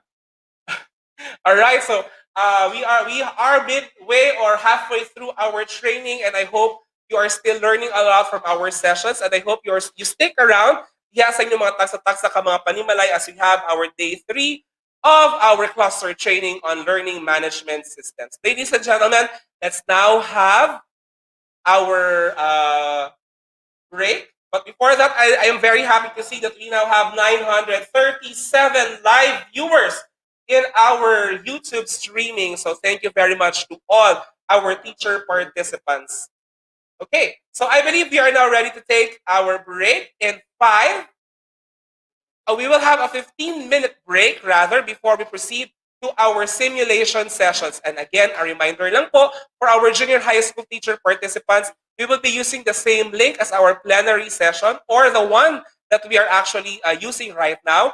For our senior high school participants or teacher participants, you will be using a different or a separate link which will be posted on your screen. So let our 15-minute break start now and please stay tuned for our simulation sessions.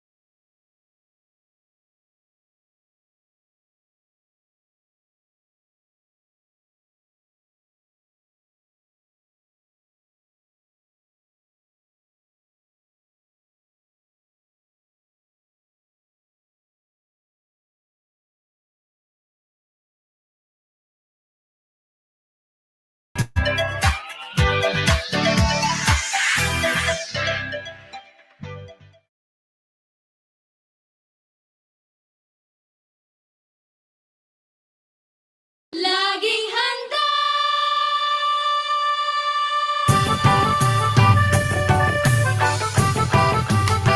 Laging handa.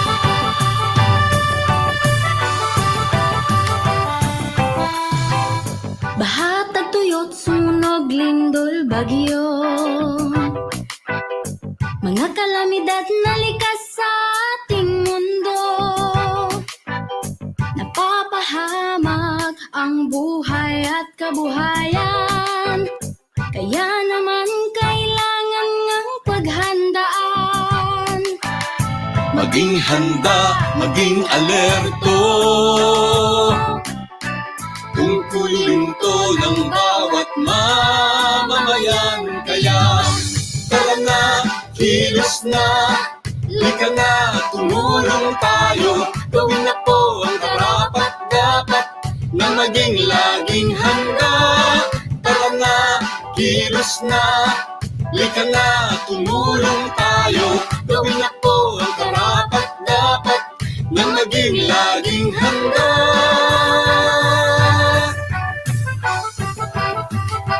Laging handa.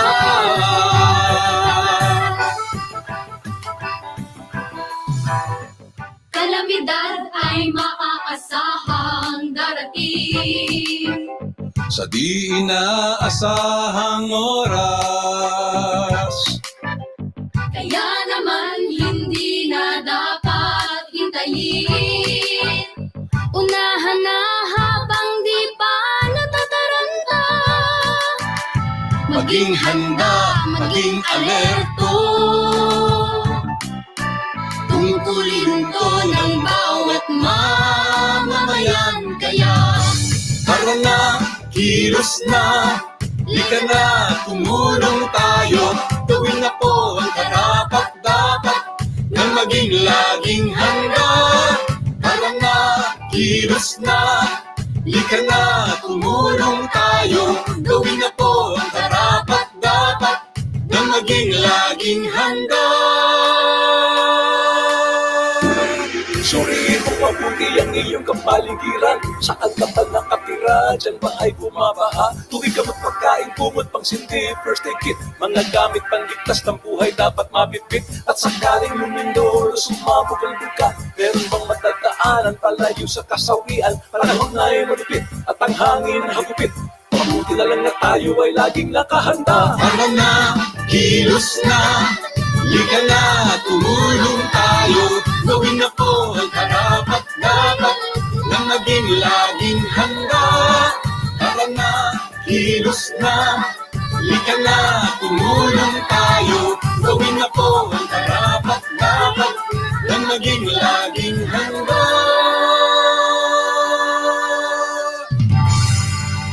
This message was brought to you by the Department of Education with the support of World Vision Development Foundation.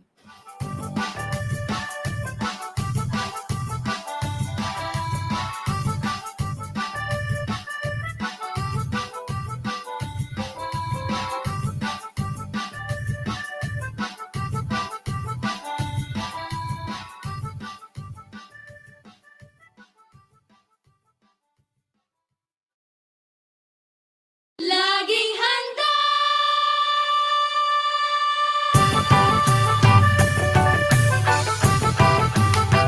Laging handa.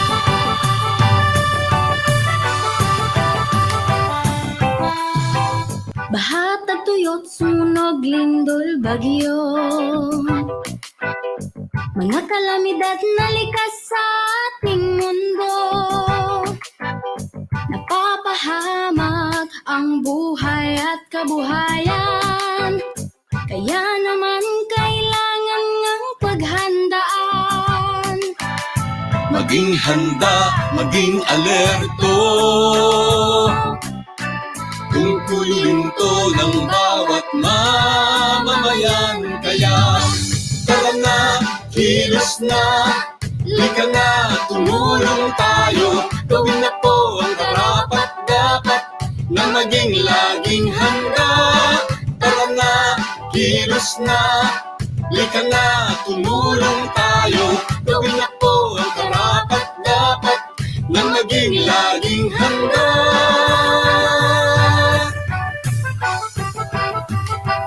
Laging handa.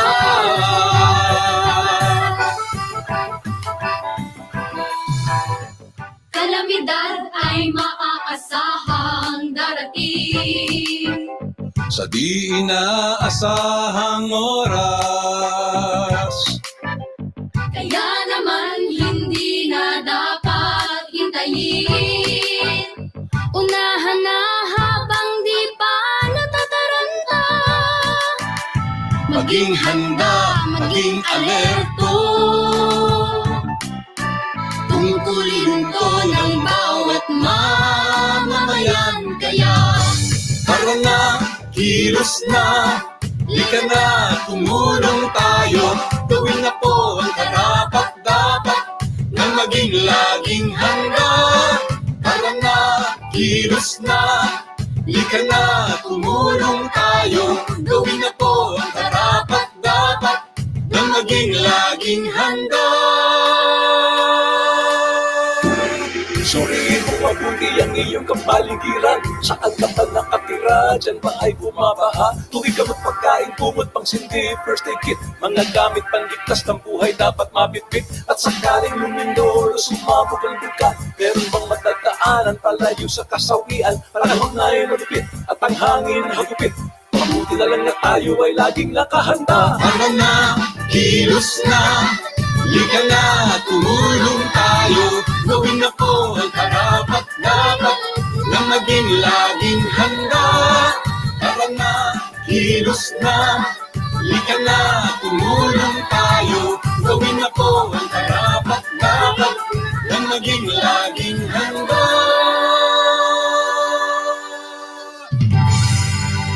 This message was brought to you by the Department of Education with the support of World Vision Development Foundation.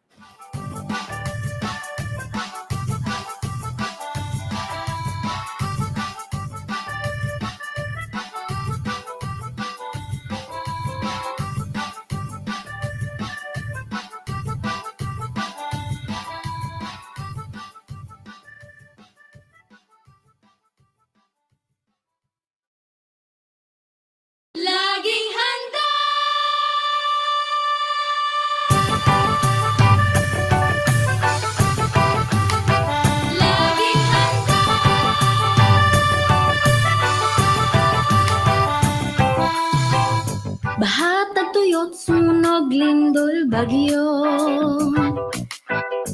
Mga kalamidad na likas sa ating mundo,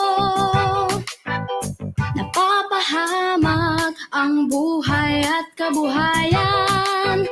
Kaya naman kailangan ng paghandaan. Maging handa, maging alerto, tungkulin to ng bawat mamamayan. Kaya tara na, kilos na, lika na, tumulong tayo. Gawin na po ang karapat-dapat na maging laging handa. Tara na, kilos na, lika na, tumulong tayo. Gawin na po ang karapat-dapat na maging laging handa.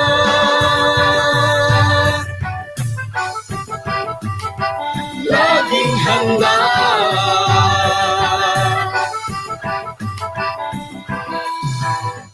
Kalamidad ay maaasahang darating. Sa di inaasahang oras, Kaya naman hindi na dapat hintayin. Unahan na habang di pa natataranta. maging handa, maging alerto, Tungkulin to ng bawat mamamayan. Kaya tara na, kilos na, lika na, tumulong tayo. Gawin na po ang karapat-dapat na maging laging handa. Tara na, kilos na, lika na, tumulong tayo. Gawin na po ang karapat-dapat na maging laging handa.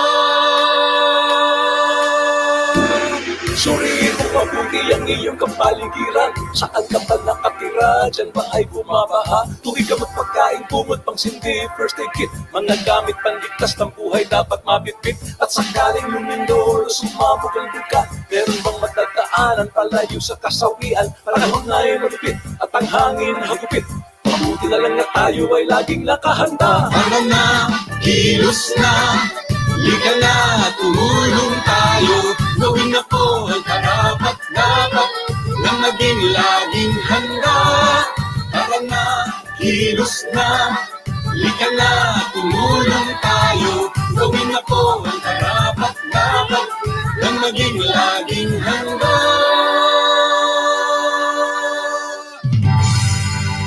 This message was brought to you by the Department of Education with the support of World Vision Development Foundation.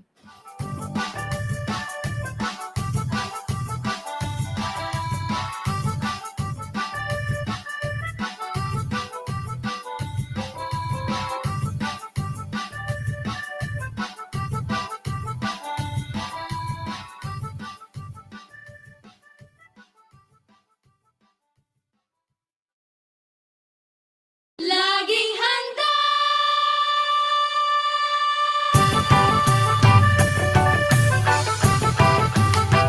Laging handa.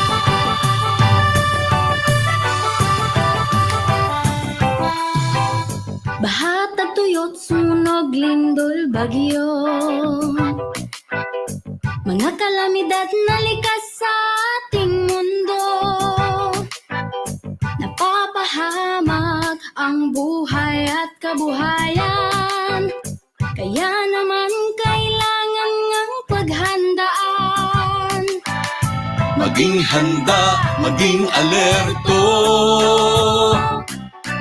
tungkulin to ng bawat mamamayan. Kaya tara na, kilos na, lika na, tumulong tayo. Gawin na po ang karapat-dapat na maging laging handa. Tara na, kilos na, lika na, tumulong tayo. Gawin na po ang karapat-dapat na maging laging handa.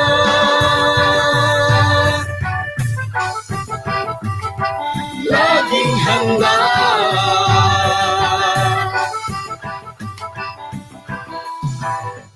Kalamidad ay maaasahang darating.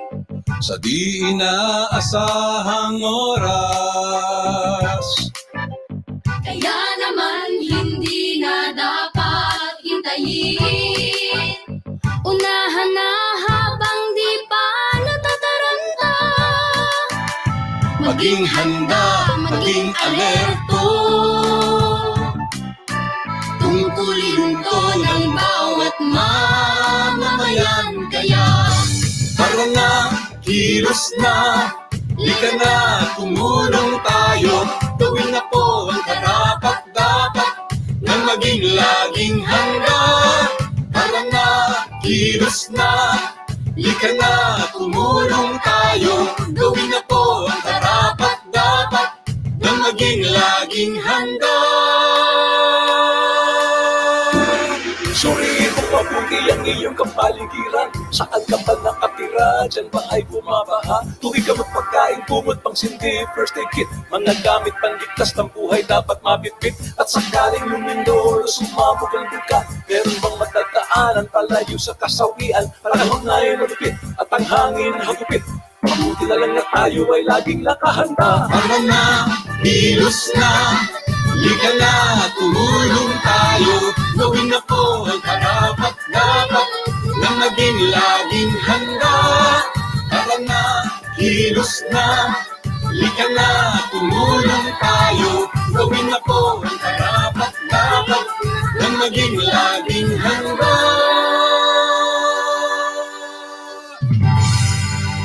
This message was brought to you by the Department of Education with the support of World Vision Development Foundation.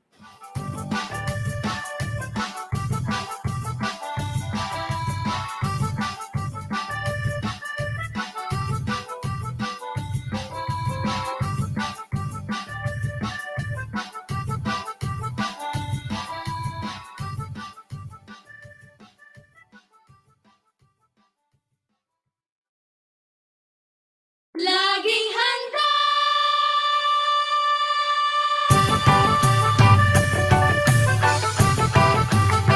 Laging handa.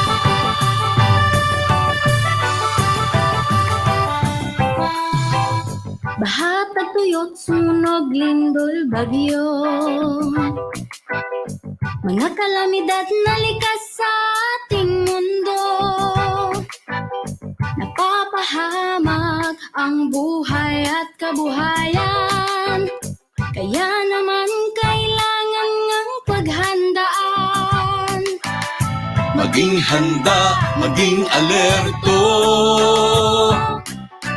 Tungkulin to ng bawat mamamayan. Kaya tara na, kilos na, lika na, tumulong tayo. Gawin na po ang karapat-dapat na maging laging handa. Tara na, kilos na, lika na, tumulong tayo.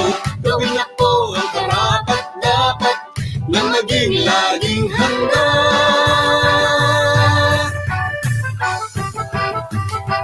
Laging handa.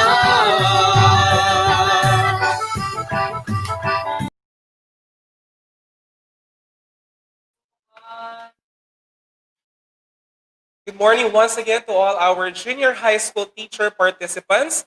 And I hope we have, or our viewers right now are all teacher participants of the junior high school level. Because if we still have our senior high school teacher participants tuning into this link or to this live streaming, you are requested to please choose or please click the link intended for the senior high school participants. So at this juncture, we will be having a simulation session with our simulators. First on the list is Mr. Ronald Bolaño from Davao City National High School of the Mathematics Learning Area. So actually our simulation session this morning actually utilized actual students so that we will have a better view and a better appreciation of the learning management system when used to our students. So ladies and gentlemen, let's all welcome on screen Mr. Ronald Bolaño from Davao City National High School.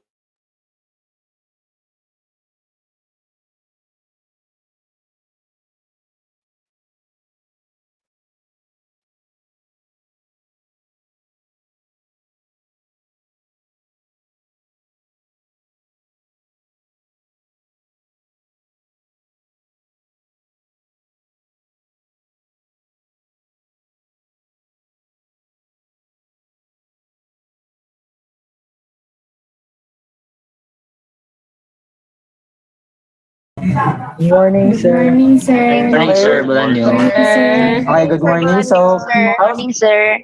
good morning. So, how's your day? Ben, how's your day? Okay lang, sir. How about Zaire? Zaire, how's your day, Zaire? Okay lang? How about you, sir? Vale? Okay lang, sir. Nice to hear. How about you, Sitoy? How's your day, Sitoy? Okay lang. How about you, Cabrera? Okay lang, sir. Okay, very good. Make sure you log in to the LMS. While you're logging into the LMS, I will check the attendance. Okay? So, if I call your name, just unmute yourself, then say present. Then mute yourself. Is that clear? Okay, now let's start. I will call your name alphabetically. Mix na yung male and female. Okay? So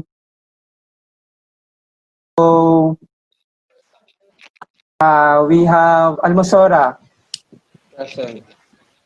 Amancio, Present. Asombrado, Zaire, Present, sir. Ayang, Present po, sir. Ayang, Bernardo M.F. Bongat, Kenneth. Bongat is not here, so absent then. Cabrera James. Present, sir. Agulada Jan Paulo. Present, sir. Cañazares Teresa Jan. Present, sir. Okay. Ekle. Present, sir. Peranco Tisha. Present, sir. Adraki Gwen. Present, sir. Limana Jean. Limana. Sir. Okay, Limana. Magtabog Marco.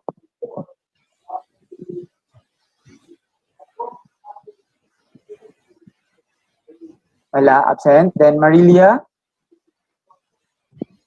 Wala din, absent. Naza. Wala yung NASA, sir. Naza. Yes, sir. Nandito po. Okay, very good. How about Parba? Present, sir. Pasco? Present, sir. Rimata? Isabel? Present, sir. Sai? Sahines? Present. Sales? Present. Maricel? Siliakay? Present, sir. Sitoy? Present, sir. Solon? Present, sir. Okay, Valdez?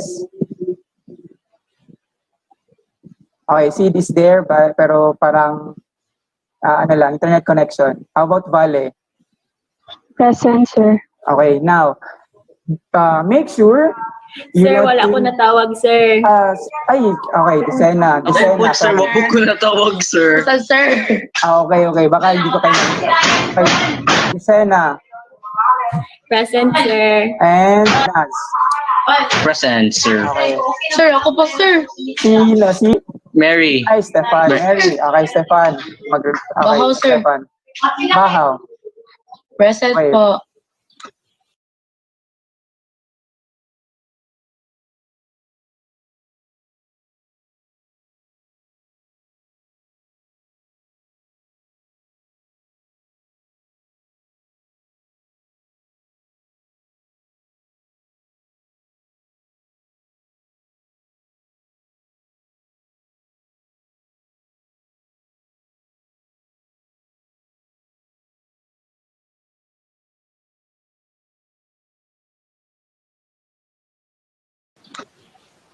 Okay, now before we start our online class, I want you to log into the LMS. While logging into the LMS, Kaizel, please lead us in prayer.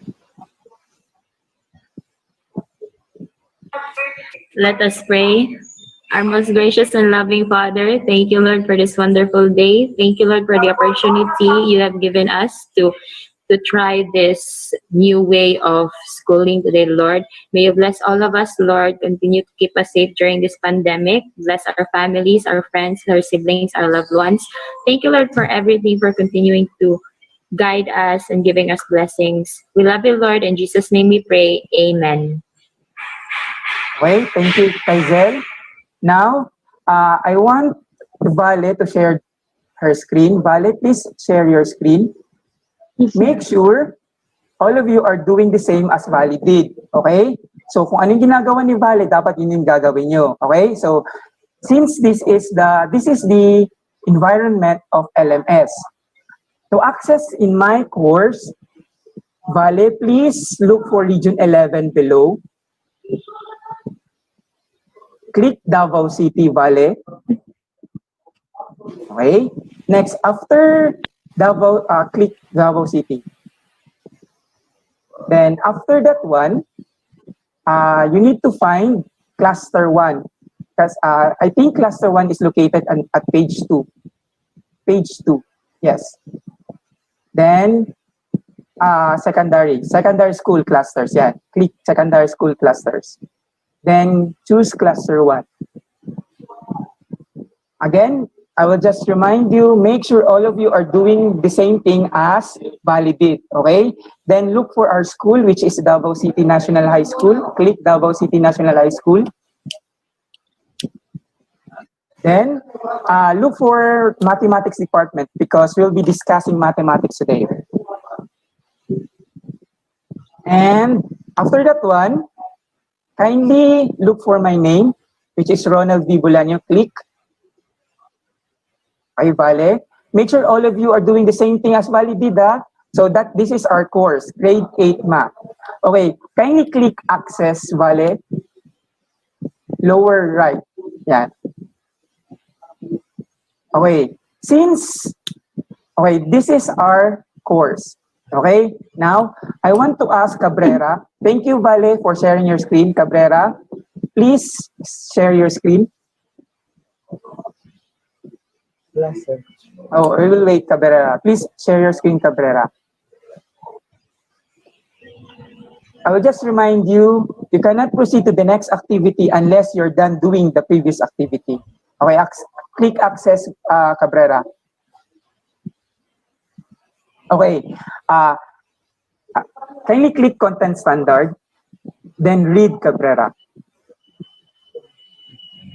The learner can demonstrate understanding of key concepts of factors of polynomials, rational algebraic expressions, linear equations, and inequalities in two variables, systems of linear equations and inequalities in two variables, and linear functions. Okay, now click performance task. Right, lower right, performance task. That's it. Click performance task, Cabrera, and read the performance task. The learner will be able to formulate real-life problem involving factors of polynomials, rational algebraic expressions, linear equations, and inequalities in two variables, systems of linear equations and inequalities in two variables, and linear functions, and solve these problems accurately using a variety of strategies. Okay, next, click competency. Illustrate the rectangular coordinate system and its uses. Okay, next, the objectives. Wait, before reading the objectives, Cabrera, the performance task and the content standard expected that you will achieve those standards at the end of our discussion, and also the competency. Okay, so read the objective, Cabrera. At the end of the competency, the students will be able to, number 1, illustrate the rectangular coordinate system and its uses. 2, identify the parts of the Cartesian coordinate plane. And 3, relate the lesson to a real-life situation. Okay, thank you, Cabrera. All of these objectives should be achieved at the end of our discussion or the online class. Okay, so Siliakay, kindly share your screen. Thank you, Cabrera, for the Siliakay, kindly share your screen. Hindi siya mag-load. You cannot, what? What, Kasiliaka, you cannot share your screen? Ang Wi-Fi, sir, wala pa na. Okay, so how Wala pa about, nag-load. okay, how about Gwen? Kindly share screen, Gwen. Thank you, Siliakay. So we'll go to Gwen. Share your screen, Gwen. Sir, nag-loading pa, sir. Oh, we will wait. We will wait for the, for the loading. Okay lang. Ganyan talaga pag online. May mga loading. Okay? So, ulitin ko ha, make sure kayo din dyan, yung walang ginagawa, dapat nakaprocess na din kayo. Okay? So, how about, Sales? Hinay Wi-Fi, sir, di pa mag-load. So, hini lang ka permitted. Hini. So, just just raise your hand kapag okay na ang mensaheng tinawag ko ha. So, how about, Nas? Screen share, not yet. Inside screen, mag-screen share, sir. Screen share. Not yet done. Sige, maghanap na tayo kung sino pwede maka-share screen. Wala? How about Vale? Okay na? Let's go back to Vale. Vale? Okay lang, sir. Okay, please share your screen.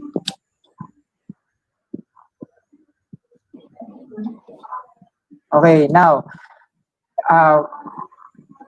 we'll do the first activity, okay, which is called Which Way. The first activity is named as Which Way. Vale, click Which Way. So, read the instruction, then answer. Okay? Vale, read the instruction, then answer. Drag the corresponding answer to each item that is located on the left. Identify which way the serial number is going, either left or right from the origin based on the number 9 below. Okay. Vale, can you see the word right and left to the right?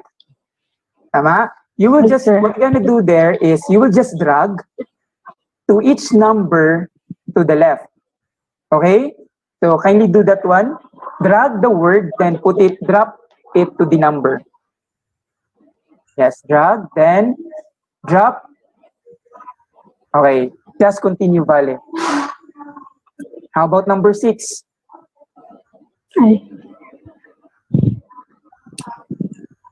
Negative 12. Again, I will remind you, all of you should be doing the same thing as Vale did. Okay? And from time to time, I will call you to share your screen. Because in this LMS, you cannot proceed to the next activity without doing the previous activity. Okay?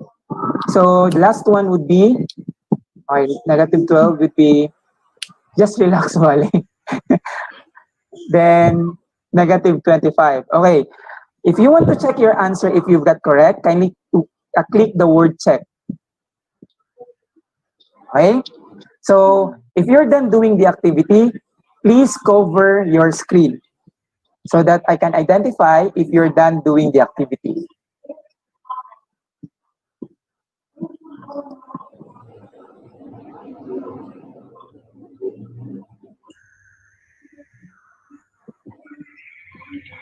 So Siliaka is still doing the activity. Okay. Then Hindi kaya ang Wi-Fi, sir. it's okay. It's okay. By the way, this course is not time limited, so we can do this one later. How about Pasco? You're done doing the activities, or you're still doing the activity? No po, sir. Nagahinay po siya pag-load. Okay. Just continue. Excuse me, sir. Yes, Madilon. Bahaw. Wala pa ko kay naputol ang Wi-Fi kadali, sir. Baka nang wala pa ko nisulod sa mathematics na to, sir. Okay, Ay, nakasulod na. Okay, just continue. Okay, Bahaw, just continue. Just follow the steps. Yes, what is the question? Ang pangutanan ako, sir, is unsa ang atong mathematics as i-access, sir? Go to my name, mathematics department, then look for my name. Sige po. Okay, then click the access my course. Okay? Okay, so how about Guela? You're done doing the activity? Okay, How about you, Bianca, still doing the activity? Okay, no, internet access. How about Teresa is done, Paolo is done. Parba, you're done doing the activity? Wala pa, sir. Are you still doing it? Okay, okay. Sir. Pero sir, Yes. wala pa ko ka-connect, sir, pero gisulat na ko ang mga answers sa notebook. Okay, okay, okay. You can do that one. Then later, just input your answer. Okay? Yes, sir. Okay. By the way, you can do whatever you want because this LMS is not time limited. So maybe I'll give you this day to do this one. Then if you have a good internet now, you can do it right now. Okay? You can do what Okay, Silakan sir. did. She write it on the paper, then doing the activities. Okay? Now, who's doing the screen share, Vale? So, Stefan, wait. Pili ko makalagin, sir. Wait lang, sir. Yes, Okay sir. lang. Stefan, where's Stefan? Yes po. Here. What activity are you now? Sir, wala pa dyan ko nakakita sa atong ano. Okay, okay. Ato ang mathematics. Okay. Unsaon pagpangita, sir? Do we find it? Again, you will go back to find Region 11, Davao City, then secondary school, then Cluster 1, and after Cluster 1, Davao City National High School, then Mathematics Department, then my name. Okay, Stefan? Okay, I think you're done all the activities kasi marami nang naka-black. Okay, now let's do the next activity. Sir, nagasunod pa ko, sir. Okay lang, wag lang. Wait lang, sir. Don't pressure yourself lang. Yeah, just do the Sir, activity. excuse me, sir. Yes, Sir. Sire. Sir, dili ko makalagin sa akong LMS, sir. Pwede ba, Okay. sir, na lang mag-imo ko or mag-wag or like, dili na makuha ng Hindi password, na sir. ma-access. Okay, you can do that one. You can create your another. Okay, Sire? Okay, sir. Okay, safe. Nas, kindly share your screen, Nas.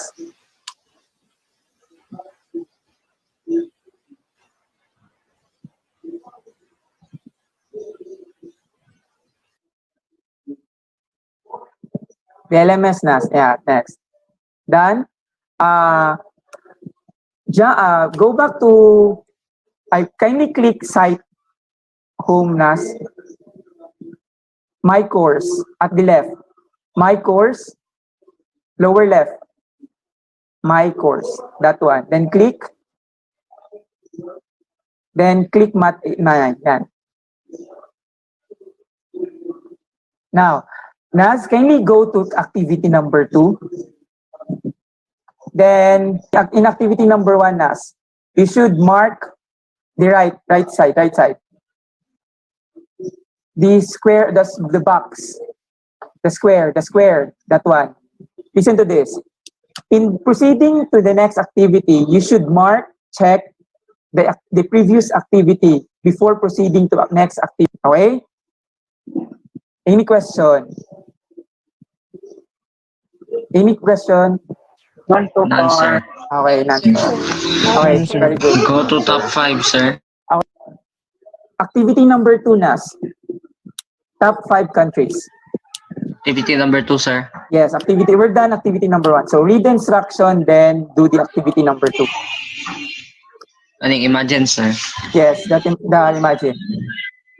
In top 5 countries. Imagine you're traveling around the world and you want to go to a specific place where you love to stay. List down your top 5 countries that you want to go to. Okay, just click the chat box now. Take note, if you will answer, make sure one entry lang. I mean, if you will write your answer, it should be 1, and country 1, 2, country 3. Do not press enter first. Okay, just write down all the countries before pressing enter. Okay, Nas, do that one. You press and click here, sir. Yes, Nas, do that one. Oh my god, I only want to go to one country. If you want to go to one country, just write your answer. Kindly show your screen. Show my screen. The chat box. Yes, That sir. one. Okay, that one. Japan. Oh, Vale is doing the ano now, the activity. Solon is Isa lang ako, only one. sa isa lang dyan ako sa Japan. Okay, do that one. Just continue. So, Ferranco want to go to Australia. Okay, now, cover your screen if you're done doing the activities or the activity number 2. Sai will go to Japan, USA, Dubai, England, and Italy. Okay, so others are still doing the activities or the activity. Solon, I think you're done doing the activity, Solon, or not yet? Cover your camera so that I can identify you. Yes, Sitoy. Uploading Japan ka, sir. We will wait that. This course is not timely, good for 1 hour. You can still access this afternoon. Okay, I think. Excuse me, sir. Yes. Nakasunod na ko, sir, pero pag pinduton na ko ng access, sir, na imong gawas na self-enrollment, enroll me. Tapos kailangan daw enrollment key. Unsa ni, sir? Okay, just put Sir Bulanyo. Okay po. Lowercase lahat. Na space. Without space. So, let's proceed. So, let's go back to Cabrera. Cabrera, kindly share your screen. Thank you, Nas, for sharing your screen. Yes, sir. Wait lang, sir. Okay. So, Desena is still doing the activity number 2. Pasiliakay also. Mali spelling. Okay lang. You're still doing the activity 2, Cabrera? Na-send ko ng number 5, sir. Sige. Now, you can now close X. Okay, Cabrera, kindly go to my course. The icon below, second to the last, that one. Then click second. Click Math 8. Then go to activity number 3. Yes, who's ano? Sir, kailangan mag-login ng ibang email, sir, para makapasok, sir. Kailangan ko magamit ng ibang email. Yes, Zaire. Thank you, sir. Okay, so Cabrera, please do activity number 3, which is called Identify Me. Okay? Okay? So, I think it's an interactive video, Cabrera. You need to press enter. Go back to start. Yan. Okay. Then play. Hindi siya mag-play, sir. Sige, hintayin lang natin, baka loading pa siya. How about Guela? Guela, share your screen, Guela. Share your screen, Guela.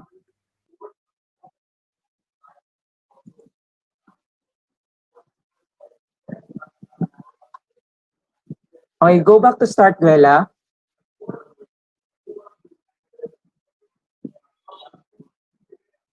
Unmute yourself, Guela. It's not starting, Guela. Po? Nag-start na siya sa monitor mo? Yes po. It's not starting in our, Wala. So, let's try, Nas. Nas, share your screen, Nas. Make sure you're doing the same thing, ha? Okay, Nas, from the start.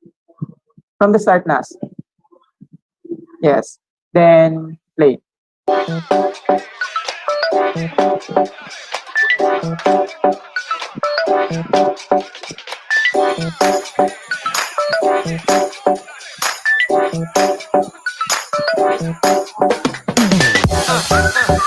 So, Nas, you can unmute yourself, Nas.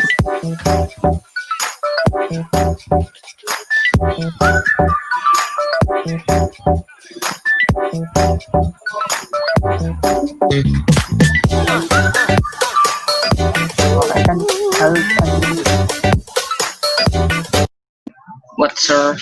Okay, it's stop, Nas, right? So, Yes. you need to click the hand cursor below because we need to answer some questions. Okay? Click that one, Nas. Press this, sir. Yes, that one, Nas. Then read the question, then answer. Fill in the missing word based on the map. Kinds of lines are forming. Roads are forming. You can click X, then go back to the question if you cannot see the map, the map. Okay. So, Intersection. what kind of line? Intersection, sir. Just type your answer.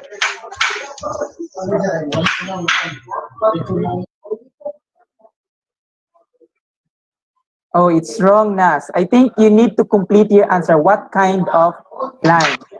It is What kind of line. Just do refresh, retry. In what kind of line? What kind of lines? Should be intersecting.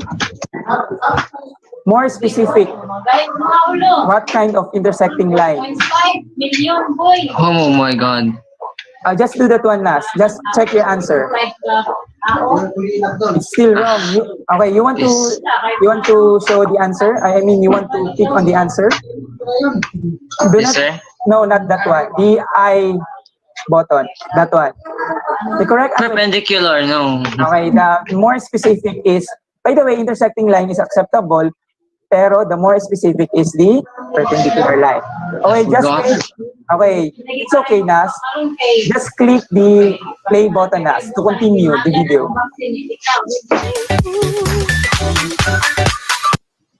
Wait, stop again, Nas. So done, Nas.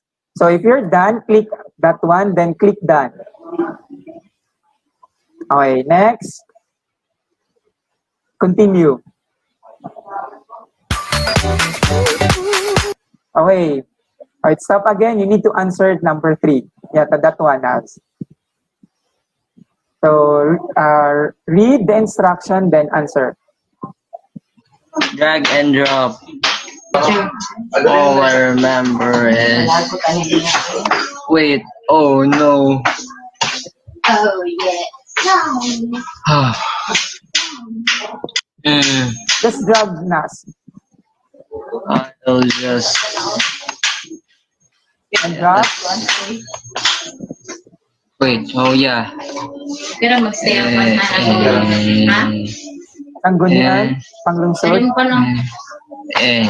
No? What? You mean? It won't let me. If it doesn't allow you to drop, it means that you got it wrong.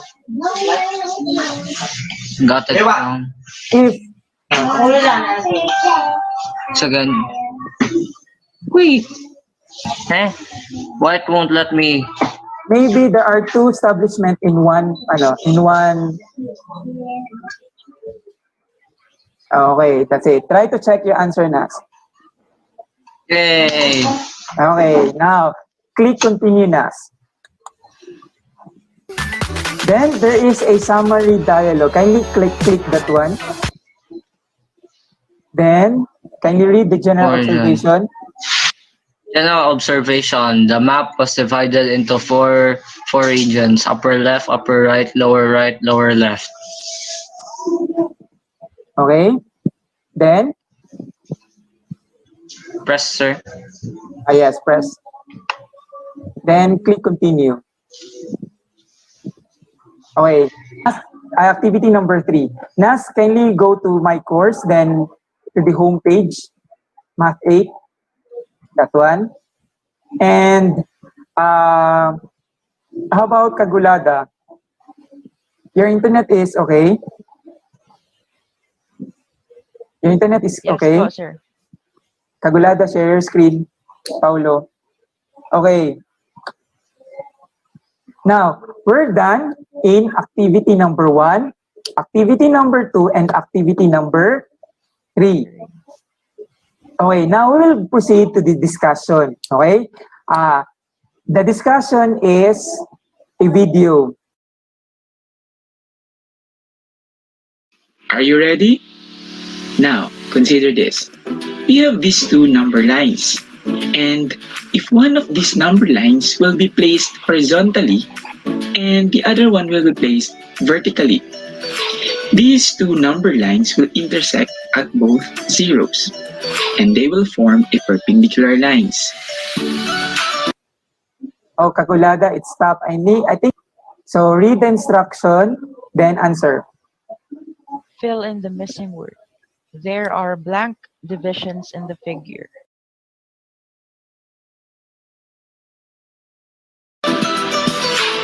These perpendicular lines created another concept of mathematics. It is categorized in the language of mathematics as the x and y plane, or also known as the Cartesian plane. As we can see, Cartesian plane is divided into 4 parts or region. This one, this one, this one, and this one. Each of them is called quadrants. The quadrants are named in particular order which we have to strictly follow. This region is the first quadrant. In the first quadrant, the x as well as the y coordinates are both positive. Moving in the counterclockwise direction, we name this quadrant the second quadrant. In this quadrant, the x coordinates are negative and the y coordinates are positive. Remember, the first 2 quadrants, the y coordinates are both positive. Moving counterclockwise direction, this is the third quadrant, where the x and y coordinates are both negative. The last region is the fourth quadrant. The x coordinates are positive and the y coordinates are negative, which means that every point that lie on the plane will lie to the 4 quadrants. Okay, again, Kagulada, click the hand cursor. I think it's stop, lower left, so that you can answer the question. Read and answer. Fill in the missing word. There are 4 blank in a Cartesian plane. There are 4 blank in a Cartesian plane.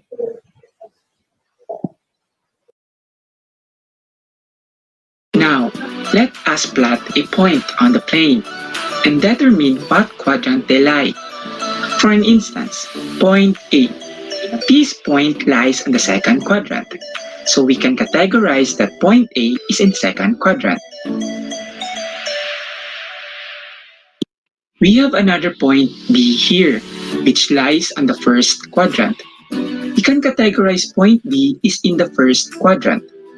Point C is marked here, so you write point C is in the third quadrant. And this is point D, which lies on the fourth quadrant. Now, let us try this point, point E. Oh, it's stop again, Kagulada. I think you need to answer again. Point E lies on both first and second quadrants. True or false? Point E lies on both first and second quadrants. Does it lie in the first quadrant or in the second quadrant? We say that point E lies on the y-axis. What about point F? Yes, point F lies on the x-axis. What does this tell us? This means that every point lie on the Cartesian plane would be either lie on one of the axes or one of the quadrants. The one who improvised Cartesian coordinate plane was René Descartes. The story behind it was when he was watching a fly on the ceiling from his bed, he wondered how to best describe the fly's location and decided that one of the corners of the ceiling could be used as a reference point. He is a French mathematician, a philosopher, and a metaphysician. He is also known as the father of modern philosophy. So, Kagulada, Paulo? Yes, but sir. I think it's stop. Read the instruction, Paulo. Fill in the missing word or words. Blank is the one who improvised Cartesian coordinate plane, and he is also known as the blank. Okay, answer your answer.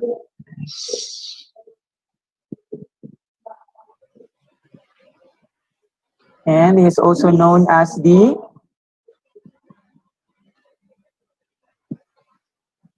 Okay, I think Sai is done doing the activity.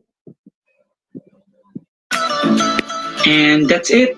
Thank you and be safe always. Okay, Paulo, what can you see in your monitor right now are your scores in this activity? I think Ferranco is also done doing the activity. Desena is also done. How about Pasco? Are you done doing the activity, Pasco? Not yet. Okay. How about Sid is also done doing the activity. Timothy, you're starting pa? Okay. How about Gwen? You can share your screen now. Please. Yes. Please share your screen. Thank you, Paolo, for sharing your screen. Also, Sai. Okay na ang internet, Gwen? Or okay, okay na? Kasi please share your screen, Gwen. Okay, now, we're done in discussion. We will now proceed to activity number 4. Okay? So, Gwen will do the activity number 4. While Gwen is doing the activity, dapat kayo din, you're doing the same activity. Okay? Click the activity number 4, Gwen. Then, below, Gwen, maybe, yes, that one. Read the instruction, then answer. Travel around the world. Instructions: drag and drop the country to its quadrants.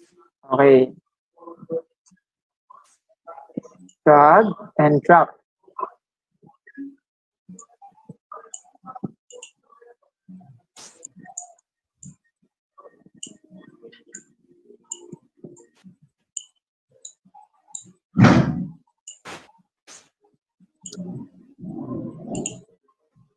Check. Oh, you got correct, Ben. Okay. If you're done doing the activity, close your camera so that I can see who's done doing the activity.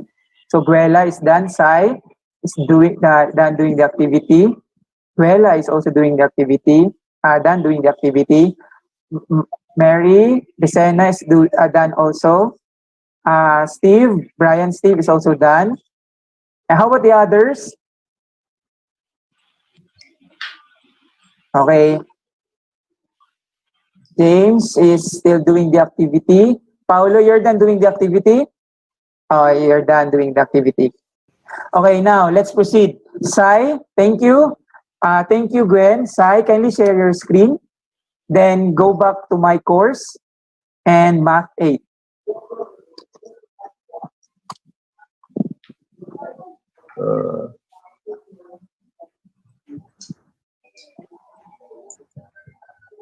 Okay, Sai is sharing his screen. So Sai is doing now activity number. I will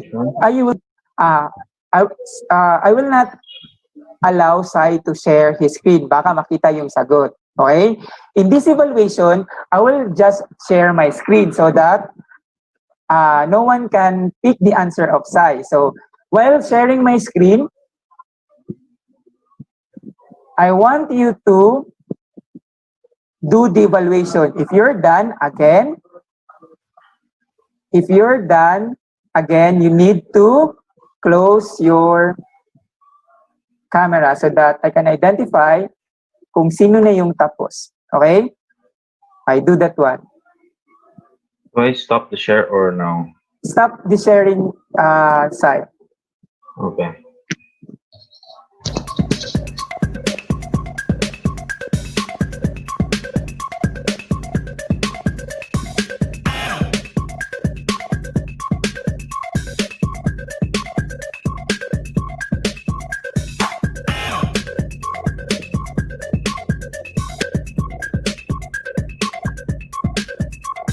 I think I will just give you 5 minutes to do that one. So if you're done doing the evaluation, the quiz, please close your camera so that I can identify it. Okay?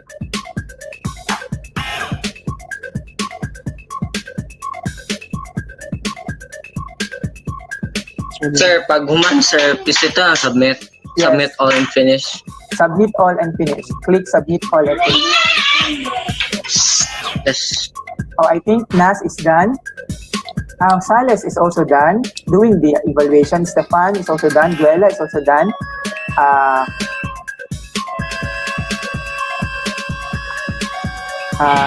Sai, Gwen, done.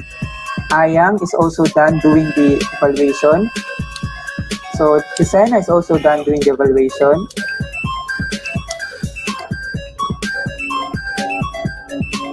And, Paulo is done doing the evaluation. So, Ferranco is done in doing the evaluation. So, they're still doing the evaluation. If you're done doing the evaluation, just click done and submit all. Okay?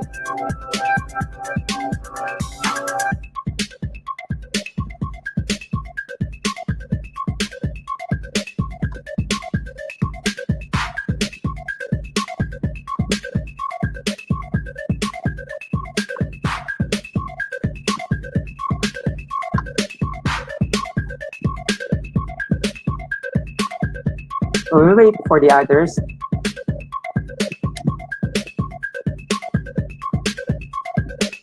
I think Remata is done.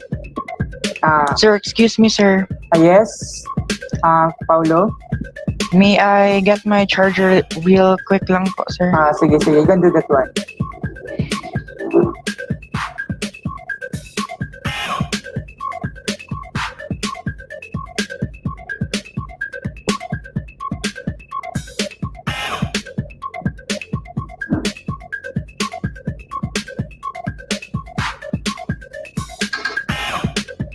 Okay, I can see your scores from the previous activity. So I think in evaluation we have Teresa is done, Agulata, Decena. So I can see now who's done in my record. Sid is also done. Stephanie is done doing the evaluation. Madison is also done. Solon is also done. Yes, Paulo. Nalock po ako sa sir. Di ba natapos na po ako sa summary, sa evaluation, then restricted na naman po siya again. Okay, kasi Ayang, you need to finish a previous activity. You cannot proceed to the next activity. If you okay, so you need to click the box or the square beside on each activity. Okay, Ayang. Okay, thank you. Guela is also done. Gwen, you're done. Gwen, doing the evaluation. Okay. Sai, can you share your screen? Sai, you're done doing the evaluation, Sai, right? Yes po. Okay, can you share your screen, Sai?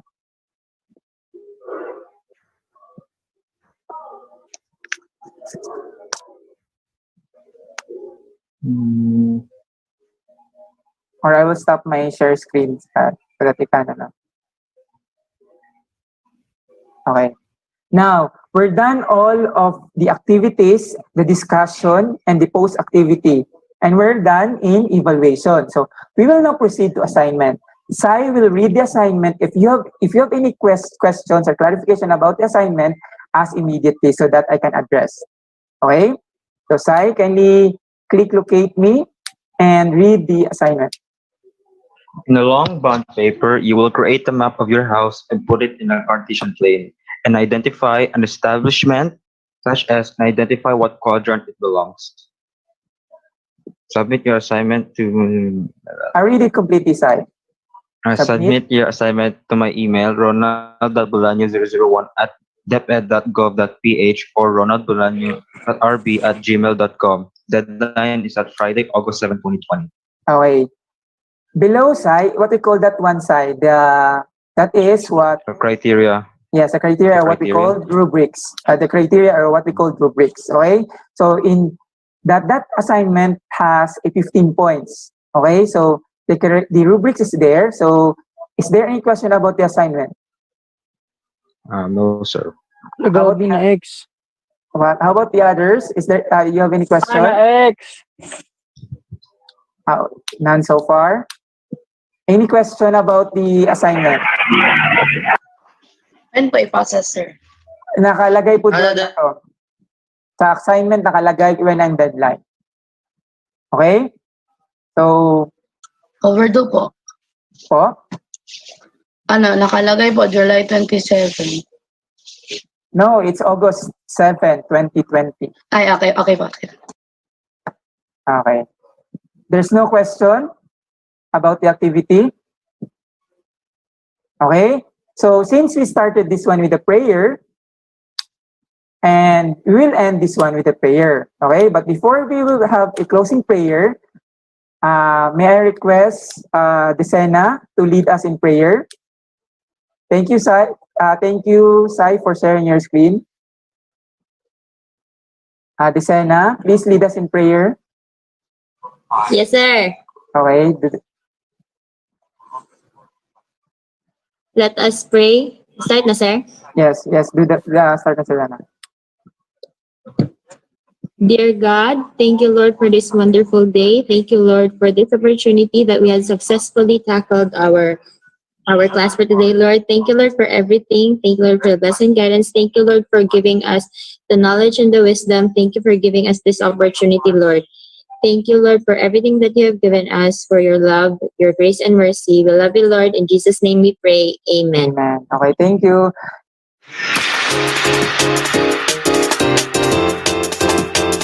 Sir, it's smooth if you have good internet connection or good PC.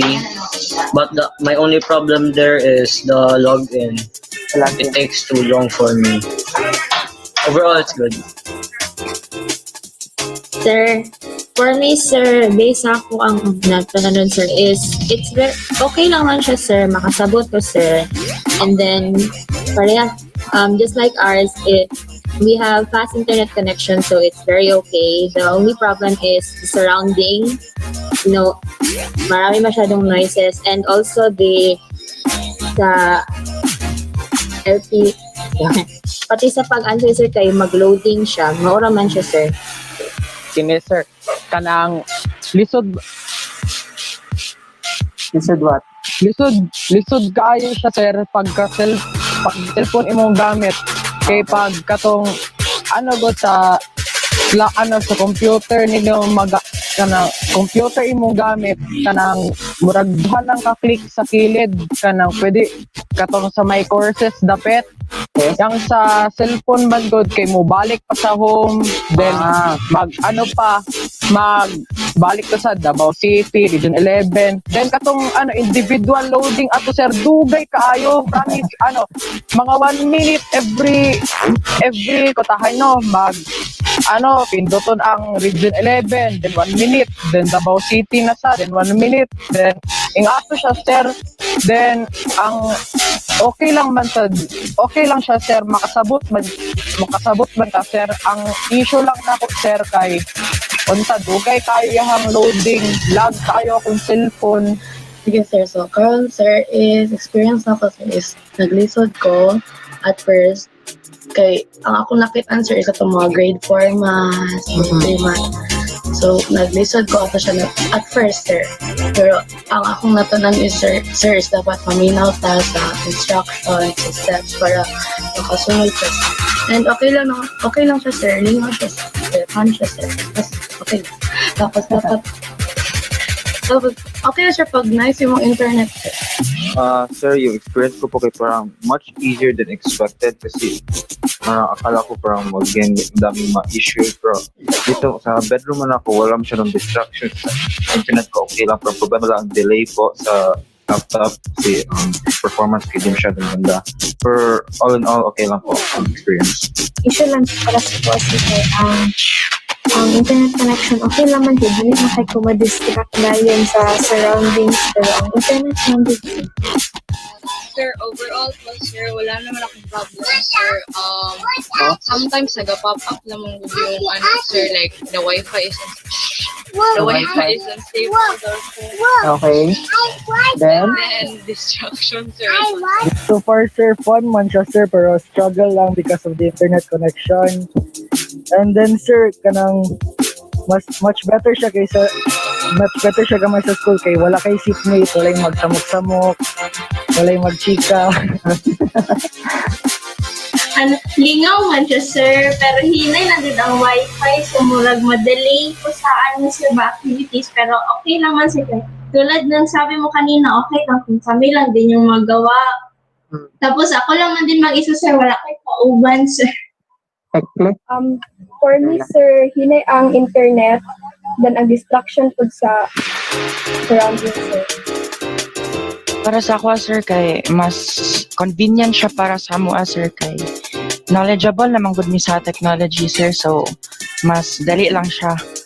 Tapos mas daghan siya opportunity ba kay before, di ba anak man ka, sir, na before may makaproceed sa another activity kay dapat ma-complete sa among current na activity. So kato na dito na stage pa lang, sir, so murag matagan mig chance na correct amo ang self, sir, ba kay matun-an man namang mga mali. Okay lang man siya, sir, lingaw, pero like, usahay ang wifi ko mahina, usahay kay kusog, tapos something sa cellphone something sa laptop na wala sa cellphone, like katong mga my courses or something, so lisod siya kay balik-balik pa ka. Kanang medyo saba lang siya sa palibot, sir, pero ang wifi po doon sa high kay loading. Na, sir. Tama to gini na sa sir nga lisod ay sa cellphone. Ako gini na, sir, katong sir, answer class. Sugod ako answer, muna ko answer activity 1. Tapos naon pilit na sa ubos sa exit na usap na po, sir, so pangita na pong school, so ang school ang pangalan ni Mr. Lisod kasi cellphone. Sa ako, sir, kay okay lang na ng surrounding, sir. Ang overall siguro, sir, is lingaw man siya, sir, pero at first lang, sir, na yung mga confusion dun, sir, kay mukalit-balik na, sir, then okay lang man yapon, sir, kay maka-ask na ng question, so nakapollow lang yapon. Nalay mga kanang confusion, sir, pero at least, sir, na ano lang man po, sir, sa last.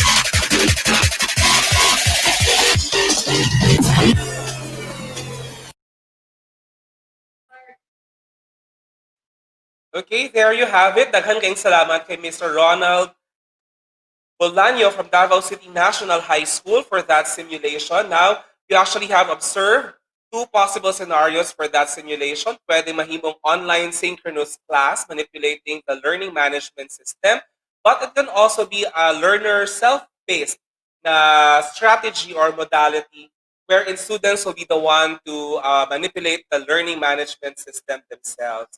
Now, at this juncture, we will be joined in by the school head of Bernardo DiCarpio National High School, Mama Maribeth P. Alcordo, for her reactions or her process observations to what Mr. Ronald Bolaño presented a while ago. Ma'am Beth? Good morning again, Clyde. And good morning to Sir Bolaño.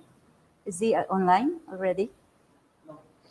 Okay, definitely not. So, earlier we have seen actually part of what will be the real world under this COVID pandemic. So I was really, I had in my mind as a school head, I understand the struggles, the challenges experienced by Sir Bolaño. So, but somehow I could sense that the teacher, si Ronald, really did best in his simulation because along with the presentation, we were actually laughing the people around here, we were laughing because we saw what is supposed to be seen when we implement or if we are going to be online. Now, I appreciate the patience shown by Sir Bolaño. So congratulations, sir, because I know that the preparation alone will somehow I think the preparation gave you a lot of thinking, a lot of time to really come out with what is expected to be seen here. Now, some of the realizations that I have made, that I have come up is that during the actual, because this is synchronous, no? We have the one classroom setting. We can observe that the diversity of learners, makita nato na some would comment na, sir, wala pa, sir. So you see, as long as we are not using the medium of instruction for mathematics, it's English. So that is still part of the new normal, na wala na to siya. As long as, kana lang, the teacher and the students magkasinabot. So as long as there is learning there, no problem with that medium of instruction. And then, Sir Bolaño, tama ba? Si Ronald, ang feeling na ako, it's difficult really. So, pati ako naglisod og tanaw og I was asking some of my friends here, ang saan kayo in the future, no? But we have there, time is flexible.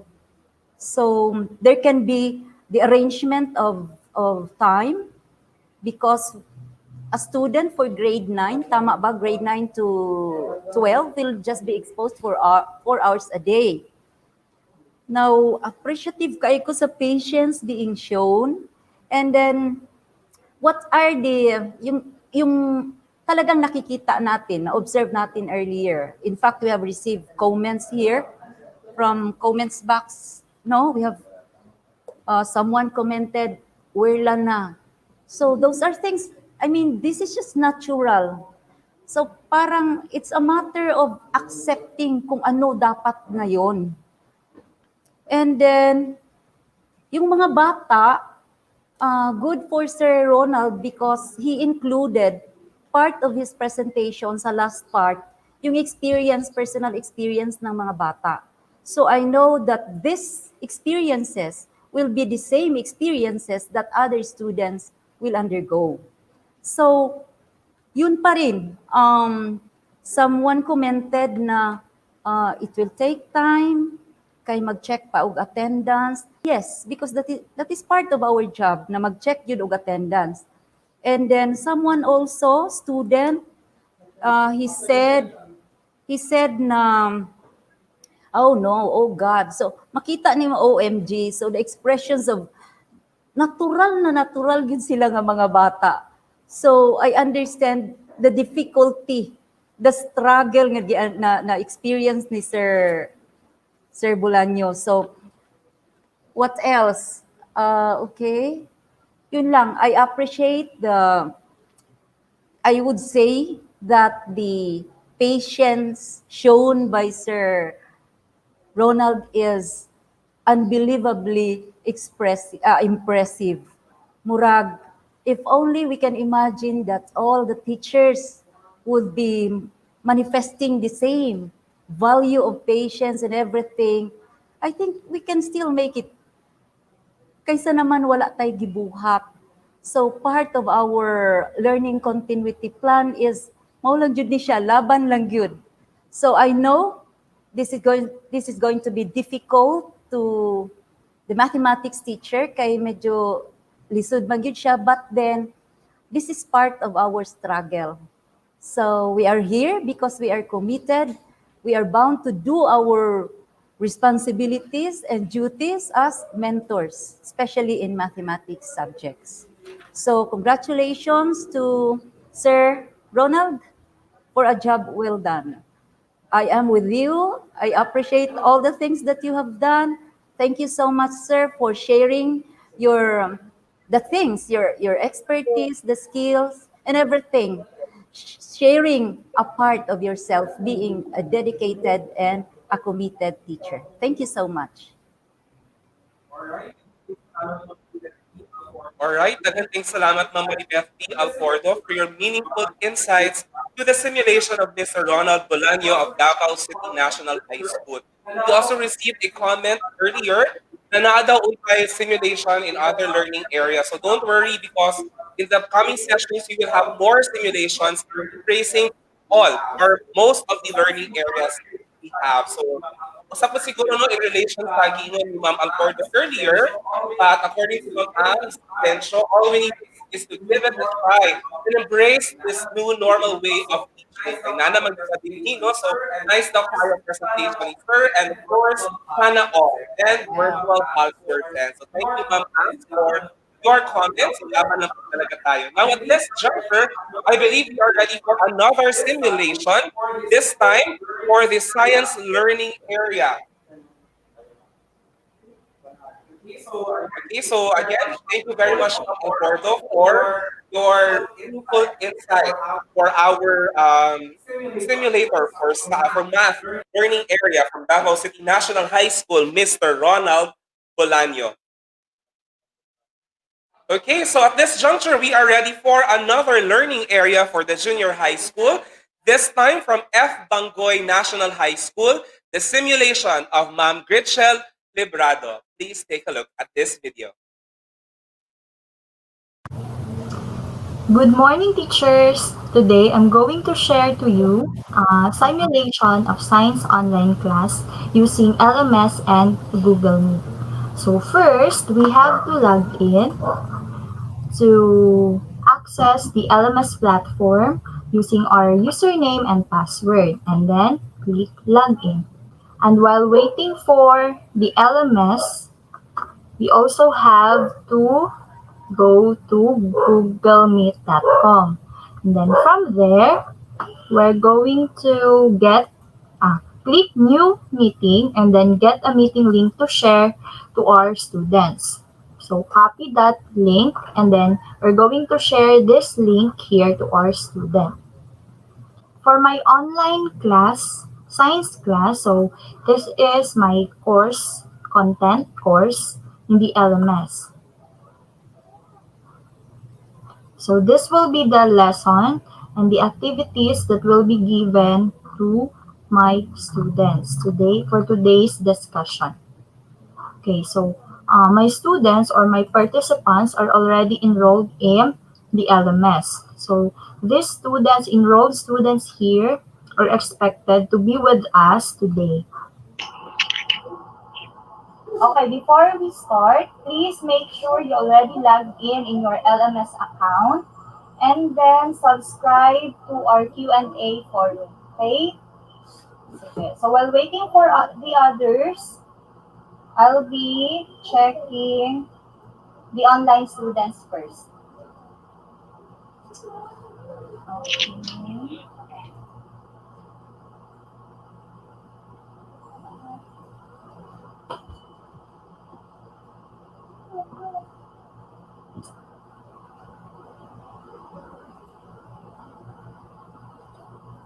Okay, so I think we're now all set. So let's start our online class. May I ask Pao to lead us in prayer?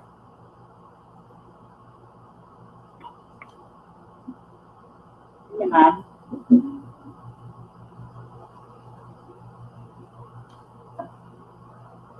So, everyone, let's put ourselves in the presence of God, Father, the Son, Spirit, amen.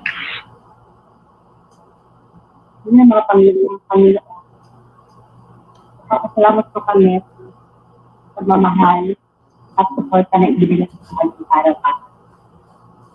Ngayon po, gabayan niyo po kami sa aming paaralan, trabaho, at lalong-lalo na ang ating mga frontline kung saan sila po ang sinulong bayani sa pandemyang ito. At sana po, hindi po ang aming lalani at makapagsimula ng panibagong buhay. Amen. Amen. In the Father, the Son, and the Spirit. Amen. Okay, good afternoon, everyone. Good afternoon, ma'am. Okay, let's check your attendance first. So we have here Pao, Mia, Princess, Joy, Roniel, and who else are here? So we have 2, 4, 6, 8 students. Okay, so I guess some of your classmates will be attending our class for next session. So we will proceed right away. Okay?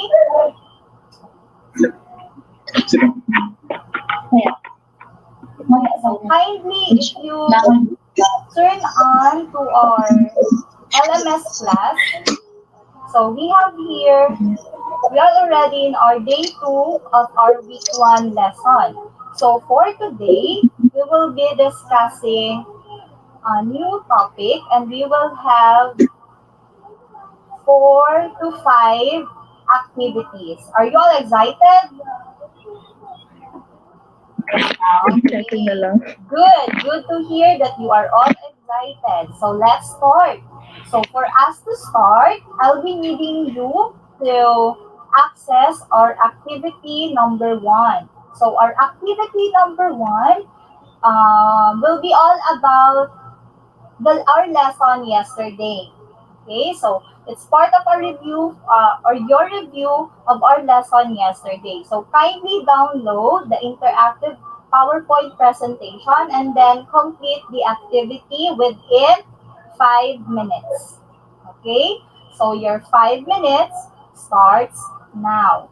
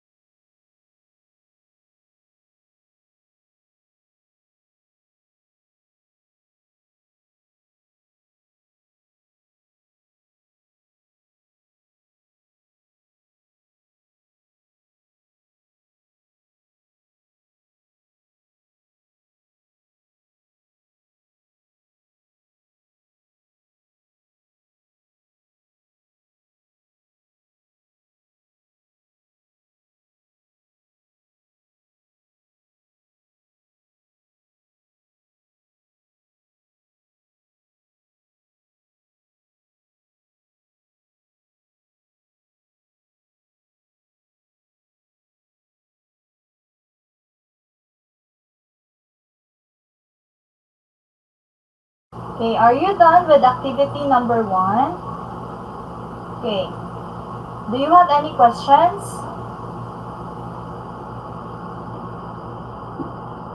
Yes, Pao? Okay, wala. Okay, so this is activity 1. Okay, the map of earthquake distribution or the epicenters are illustrated in figure 5. Okay, so with the figure 5, if you study the figure 5, how are earthquakes distributed on the map? Okay, so if your answer is cluster, okay, awesome. Because recall that the world's earthquake are not randomly distributed over the Earth's surface. Okay, they tend to be concentrated in narrow zones, and some are located near the edges of the continents, some are in mid-continents, while others are in oceans. Okay, next question. Okay, this is figure 6. Anong nasa figure 6? Map of active volcanoes. Yes, it's all about map of active volcanoes. Map of active volcanoes. Okay, very good. So as you can see, how volcanoes are distributed. Is it random or in clusters? Okay, if you answered random, okay, it will be incorrect. So we're going to go back and therefore we're going to study once again. So the red line here represents the presence of volcanoes. So therefore, how are volcanoes distributed? So if it's not random, then it's in Okay, it is distributed by cluster because the volcanoes are not randomly distributed. Majority of them are found along the edges of some continents. So that was our lesson yesterday. Okay, may I ask someone to read our takeaway?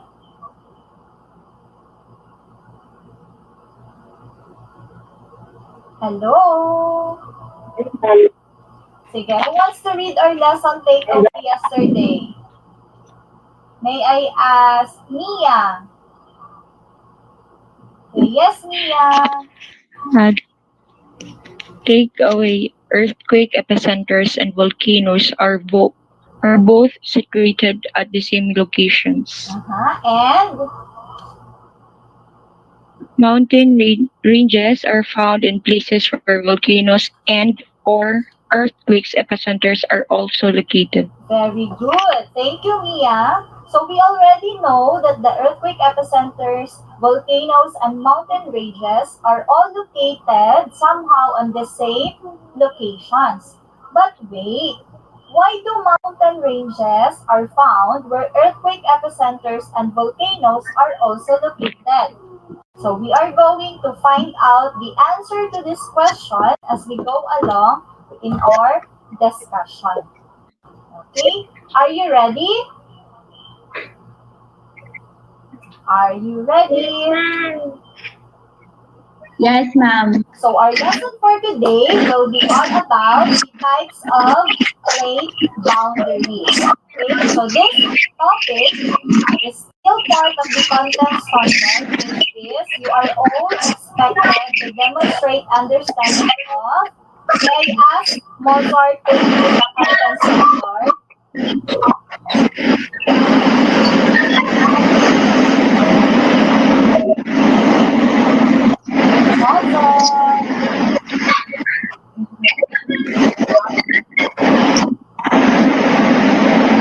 Relationship among the location between earthquake epicenters and ranges. Okay, and then our performance you should be able to demonstrate ways to ensure disaster preparedness during earthquakes, tsunamis, and volcanic eruptions. So for today, this will be our learning objectives. First, you should be able to describe the three distinct types of plate boundaries. And then, we should be able to list down the geological processes that occur along the plate boundaries. And lastly, we should be able to cite real-life evidences of geological processes generated by the movement of plate boundaries. Okay, so for you to achieve this learning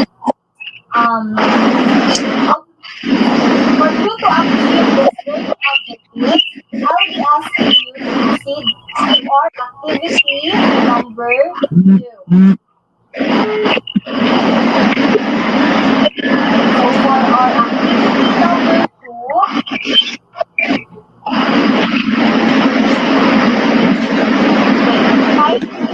read and watch the YouTube video on the different types of plate boundaries.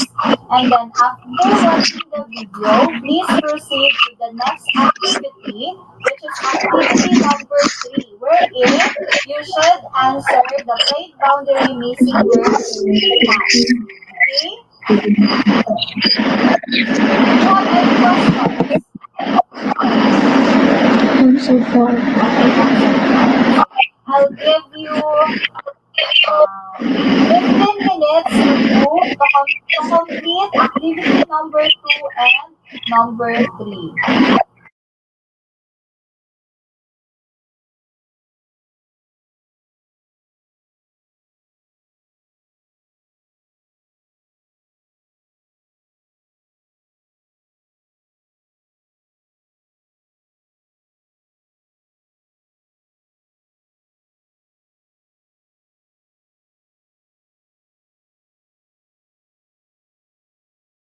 Welcome to Moo Math and Science and Plate Boundaries. Some of the most dramatic changes in the Earth's crust, like mountain ranges, new islands, or earthquakes, occur along plate boundaries.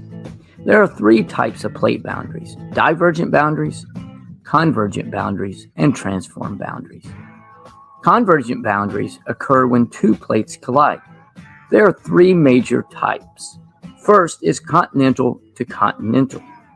This occurs when two plates of continental crust collide. They buckle and thicken, and this causes mountains to form. Next, you have continental to ocean collisions. When a plate of ocean crust collides with a plate of continental crust, the ocean crust is more thick and subducts or goes underneath the continental crust. The magma from the melted oceanic crust rises to the surface, and this results in volcanoes along the boundary. Ocean to ocean collisions occur when two plates of oceanic crust collide. The older, more dense plate subducts under the younger plate, and as a result, the crust melts and creates an island arc. Next, you have divergent boundaries. This is when two plates move away from each other. The separation allows the asthenosphere to rise towards the surface and partially melt. This melting creates magma, which erupts as lava. And then the lava cools and hardens to create new rock and ocean floor or new continental crust. As the crust and upper part of the asthenosphere cool and become rigid, they form new lithosphere, like mid-ocean ridges. Most of these divergent boundaries are located on the ocean floor. However, rift valleys may also form where the continents are separated by plate movement. And finally, transform boundaries occur where two plates move past each other horizontally. When the plates move next to each other, they do not go along smoothly. Instead, they scrape at each other in a series of sudden slippages of crustal rock, and these can be felt as earthquakes. Unlike the other types of boundaries, transform boundaries generally do not produce magma. The San Andreas Fault in California is a major transform boundary. So there we go, three types of plate boundaries: convergent, divergent, and transform. Thanks for watching, and Moo Moo Math uploads a new math and science video every day. Please subscribe and share.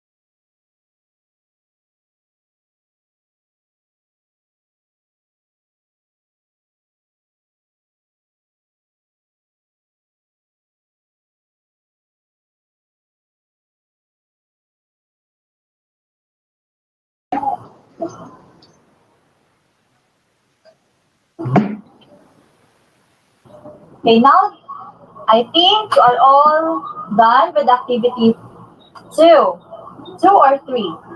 3. Activity 2 and 3. So let's check your understanding. Okay, I will check all together and I'm going to discuss as well. Okay, I'll be sharing to you my PowerPoint presentation.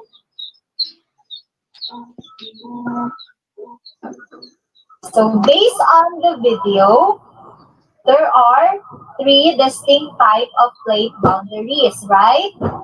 Okay, so those are Convergent plate boundary, what else? divergent plate boundary, And the transform fault boundary. Okay, so we're going to check activity number 3 and then discuss at the same time. Okay, so I hope you already uploaded your answer to activity number 3. Okay, so first we have here activity number 3, the plate boundary missing words tags. Okay, so figure 1 shows what type of plate boundary? Divergent plate boundary. Or there are 2 plates moving. The 2 plates are moving away from each other. So when 2 plates are moving away from each other, that type of boundary is divergent plate boundary. So when this occurs between 2 oceanic plates, the magma from the mantle rises up, forming new oceanic crust. And then when this occurs between 2 continental crusts, instead of new oceanic crust, it will form rift valleys. Okay, I hope your answers are correct. Okay, next. So for the divergent plate boundary is also known as the constructive boundary. So kindly read more explanation of a divergent plate boundary. Mia.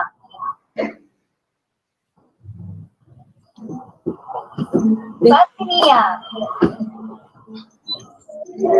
This is a zone where 2 lithospheric plates move apart from each other as characterized by tensional stresses that normally produce long rift zones, normal faults, and basaltic volcanism.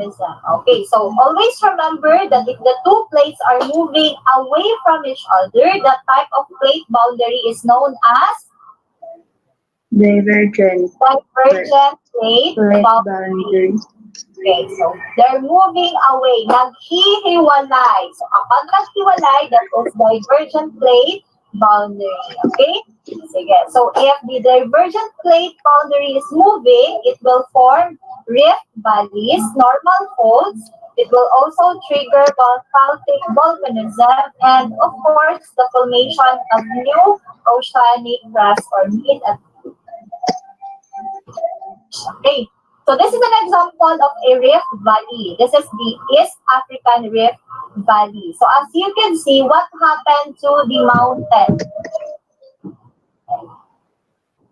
Naghiwalay, ma'am. Okay, naghiwalay sila because the plate here is divergent plate boundary. So as they move away from each other, if continental plates, it will form rift valleys. So, ganyan siya. Ganyan yung example. Okay? Do you have any question? None, ma'am. Okay, na. So, I'm going to proceed. So, we're going to discuss next the other type of plate boundary. So, first, may I ask someone to read? Okay, wag na lang. We're going to answer na lang right away. So, figure 2 shows what type of plate boundary? Transform plate boundary. Good. So in the transform plate boundary, The two plates are? Gliding. Okay, it's gliding past each other. Very good. So when the two plates are gliding past each other, and then when they stick, it causes tension to build up. So when the tension is released, what will happen? The shaking of the ground, the surface of the earth. Release an earthquake. Okay, an earthquake will occur. So an example of a transform plate boundary is the San Andreas Fault in Los Angeles, California. Okay, so that's for a part of our activity number 3. Okay, and then last type of plate boundary is the figure 3. What type of plate boundary is being shown by figure 3? A convergent plate boundary. Very good. Figure 3 shows a convergent plate boundary. So if the convergent plate boundary is between two oceanic crusts, so it will form deep sea trench. Oh no, not yet. So here, the crusts are moving towards each other. Very good. So if they are two oceanic crusts, the older, the denser crust will subduct towards the mantle. Okay. When this happens, it will create deep sea trench, right? Yes. And then the subducted crust will be melted to form magma. Magma, very good. Which then rises along fault lines to form volcanoes. Okay, so other convergent plate boundaries, if we have two plate boundaries approaching each other, it will form deep sea trench. What else? It will form deep sea trench and magma. Okay, the magma will rise along the fault line to form volcanoes. And this could form also an island arc. Okay? So remember, and please be guided that the convergent plate boundary is also known as destructive boundary. Again, we say convergent, the plates are moving towards each other. If the plates are moving away, what type of plate boundary is it? Moving away from each other. Divergent. If they are moving towards each other, it's convergent boundary. And it's the transform fault boundary. Very good. Okay. We are yet to discuss the type of convergent boundary because there are 3 types of convergent boundary. It happens between oceanic and continental, two continental, and our example earlier, oceanic convergent. So we are going to discuss all of this types tomorrow. Okay, so just for today, we're just going to focus on the 3 distinct types of plate boundaries. Okay? Sige, do you have any questions? Questions before we proceed? None so far. None so far, ma'am. Are you sure? Sige, again, what type of plate boundaries is two plates are moving towards each other? Towards each other. Yes, it's moving towards each other. What plate boundary is this? Convergent plate. Convergent plate boundary. Very good, Rhea. How about if two plates are moving away from each other? Divergent plate boundary. Divergent plate boundary. How about if two plates are gliding past each other? Transform fault boundary. Okay, transform fault boundary. Very good.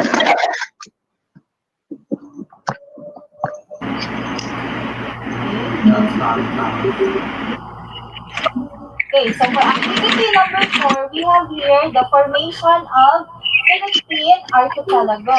So this article will talk about how the Philippine Archipelago were formed. Okay. Fun fact, do you know the latest number of the Philippine Islands?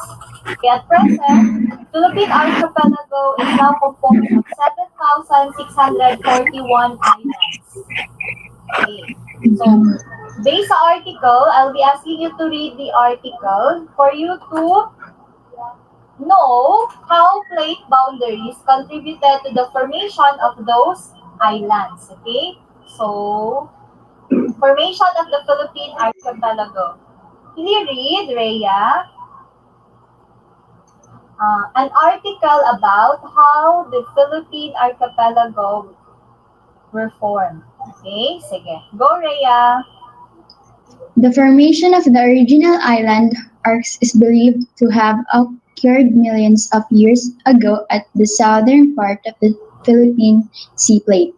The original island arcs are believed to have later collided with Sundaland, forming a series of other islands in the archipelago. Okay, so based on what Rhea has read, so the formation of the archipelago were formed by the subduction of the 3 plates. What are those 3 plates?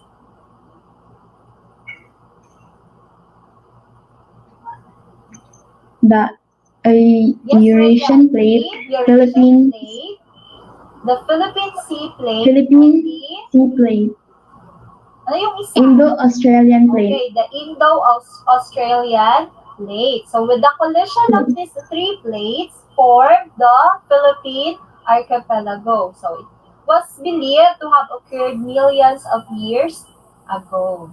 Okay, sige. Next article will be read by Joy.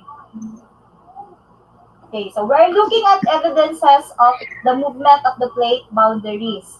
So one of the geological processes, remember, of these geological processes or the movement of plate boundaries are earthquakes, the formation of volcanoes, and island arcs. Tama?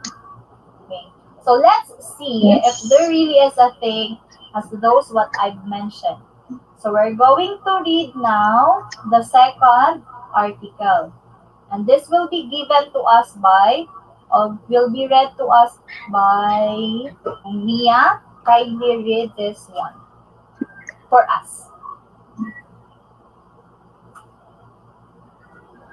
Situation overview. On 15 December at 2:11 p.m. local time, a 6.9 magnitude earthquake struck Matanao municipality in the province of Davao del Sur, Mindanao. This is the 4th quake above magnitude 6 in the last 2 months to hit this part of Mindanao, all within a radius of 12 kilometer, 6.3 magnitude on 16 October, 6.6 on 29 October, 6.5 on 31 October, and now 6.9 on 15 December.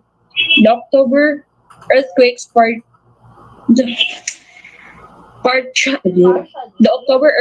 partially or totally damaged or 47,600 houses in Davao del Sur alone. 13,200 houses were damaged, out of which 3,200 were destroyed. This number is expected to rise as the assessments of the latest event come in. OCHA analysis indicates there are some 800,038 people living in the area worst affected by all 4 earthquakes. The Philippines Institute of Volcanology and Seismology stated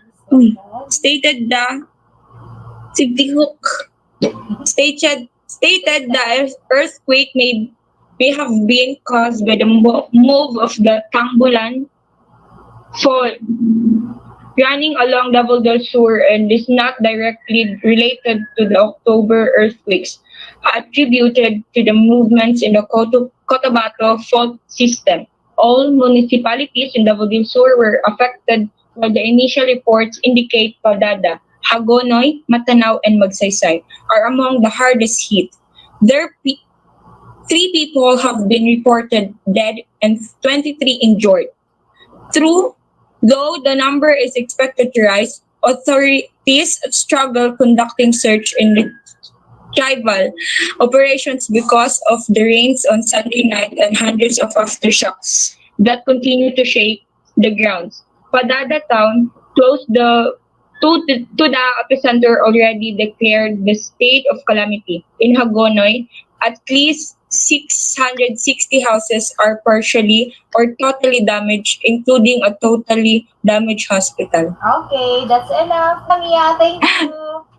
Okay, so based on our second article, what may have caused the movement or the earthquakes in Davao del Sur?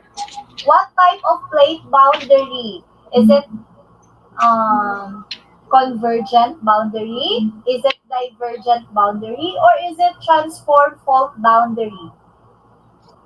Transform fault boundary. Okay, it may have caused by a transform fault plate boundary. Okay, specifically, what are those fault plate boundaries?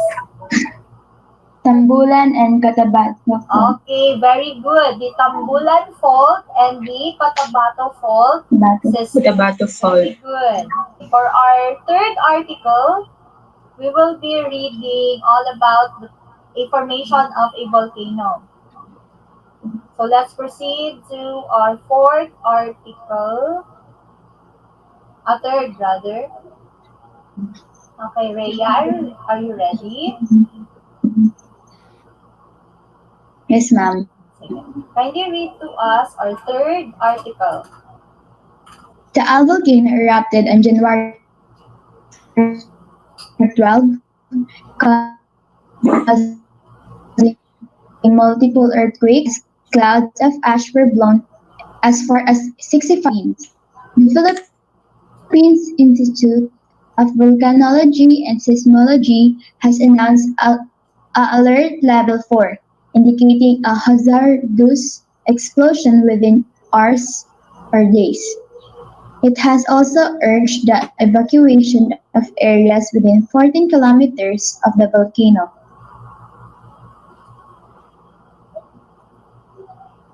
Ito na.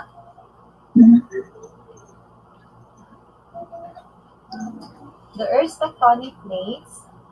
The Earth's tectonic plates shift at a rate of a few centimeters per year, forming 3 basic types of plate boundaries: convergent, divergent, and a side slipping. Most of the plate boundaries in the Philippine Sea, including where Taal is located, are convergent. Okay, thank you, Rhea. Okay, so based on that article, what type of plate boundary is involved in the formation of Mount Taal? Convergent. Okay, it is Convergent. Convergent plate boundary. Okay, so what are those let us Boundary. Can you name those plates? Those convergent plates that converge? Philippine. Yes? Philippine plate. Okay, the Philippine plate. Pacific plate. Sige, can you take a look at the illustration? We have here the Mount Taal. Okay, the legend Mount Taal red. Yes. So it's located here. So we have here the Eurasian plate and the Philippine plate. Okay, so when these two plates converge, Mount Taal was formed. Okay? Nakuha? Yes, ma'am. Yes, ma'am. Okay, so we are going with activity 1, 2, 3, and 4. Now, do you have any questions? None so far. Clarifications? None, ma'am. None. Okay, so if there's none, it's about time to answer or activity number 5 or quiz number 1. Kindly access quiz 1 in your LMS account. Okay, I'll be expecting you to complete the quiz and upload your activity number 3 before the next online class. Okay? Yes, ma'am. Okay, so if you don't have any question, may I ask somebody to lead us in prayer? Si Mia ang mag-pray. Mia, let us pray, Mia.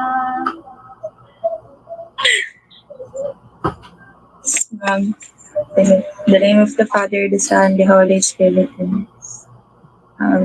Ama, maraming salamat po sa lahat ng mga biyayang ipinagkaloob niyo sa amin. At maraming salamat po at inyong binuksan ang aming mga puso at isipan para maintindihan ang aming mga itinalakay ngayon. Naway gabayan niyo kami sa aming mga susunod pang pag-aaral at naway buksan niyo rin po ang aming mga puso at isipan nang ito ay magamit namin sa aming pang araw-araw. Hinihiling ko po namin na gabayan niyo kami sa aming pang araw-araw, lalo na ho ang mga frontliners na patuloy po na nakikipaglaban sa COVID-19. Naway makakita na ho ng lunas para sa COVID-19 at kami ho ay makapagsamba na po sa iyong bahay-sambahan. Ito po ay magalang namin hinihiling sa pangalan ng si Kristo na aming dakilang tagapagligtas sa amin. Amen. Okay, so I hope you had fun.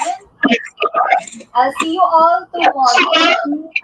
And this is Earth Science first year of grade 10. Miss Librado signing off. Bye! Bye, ma'am.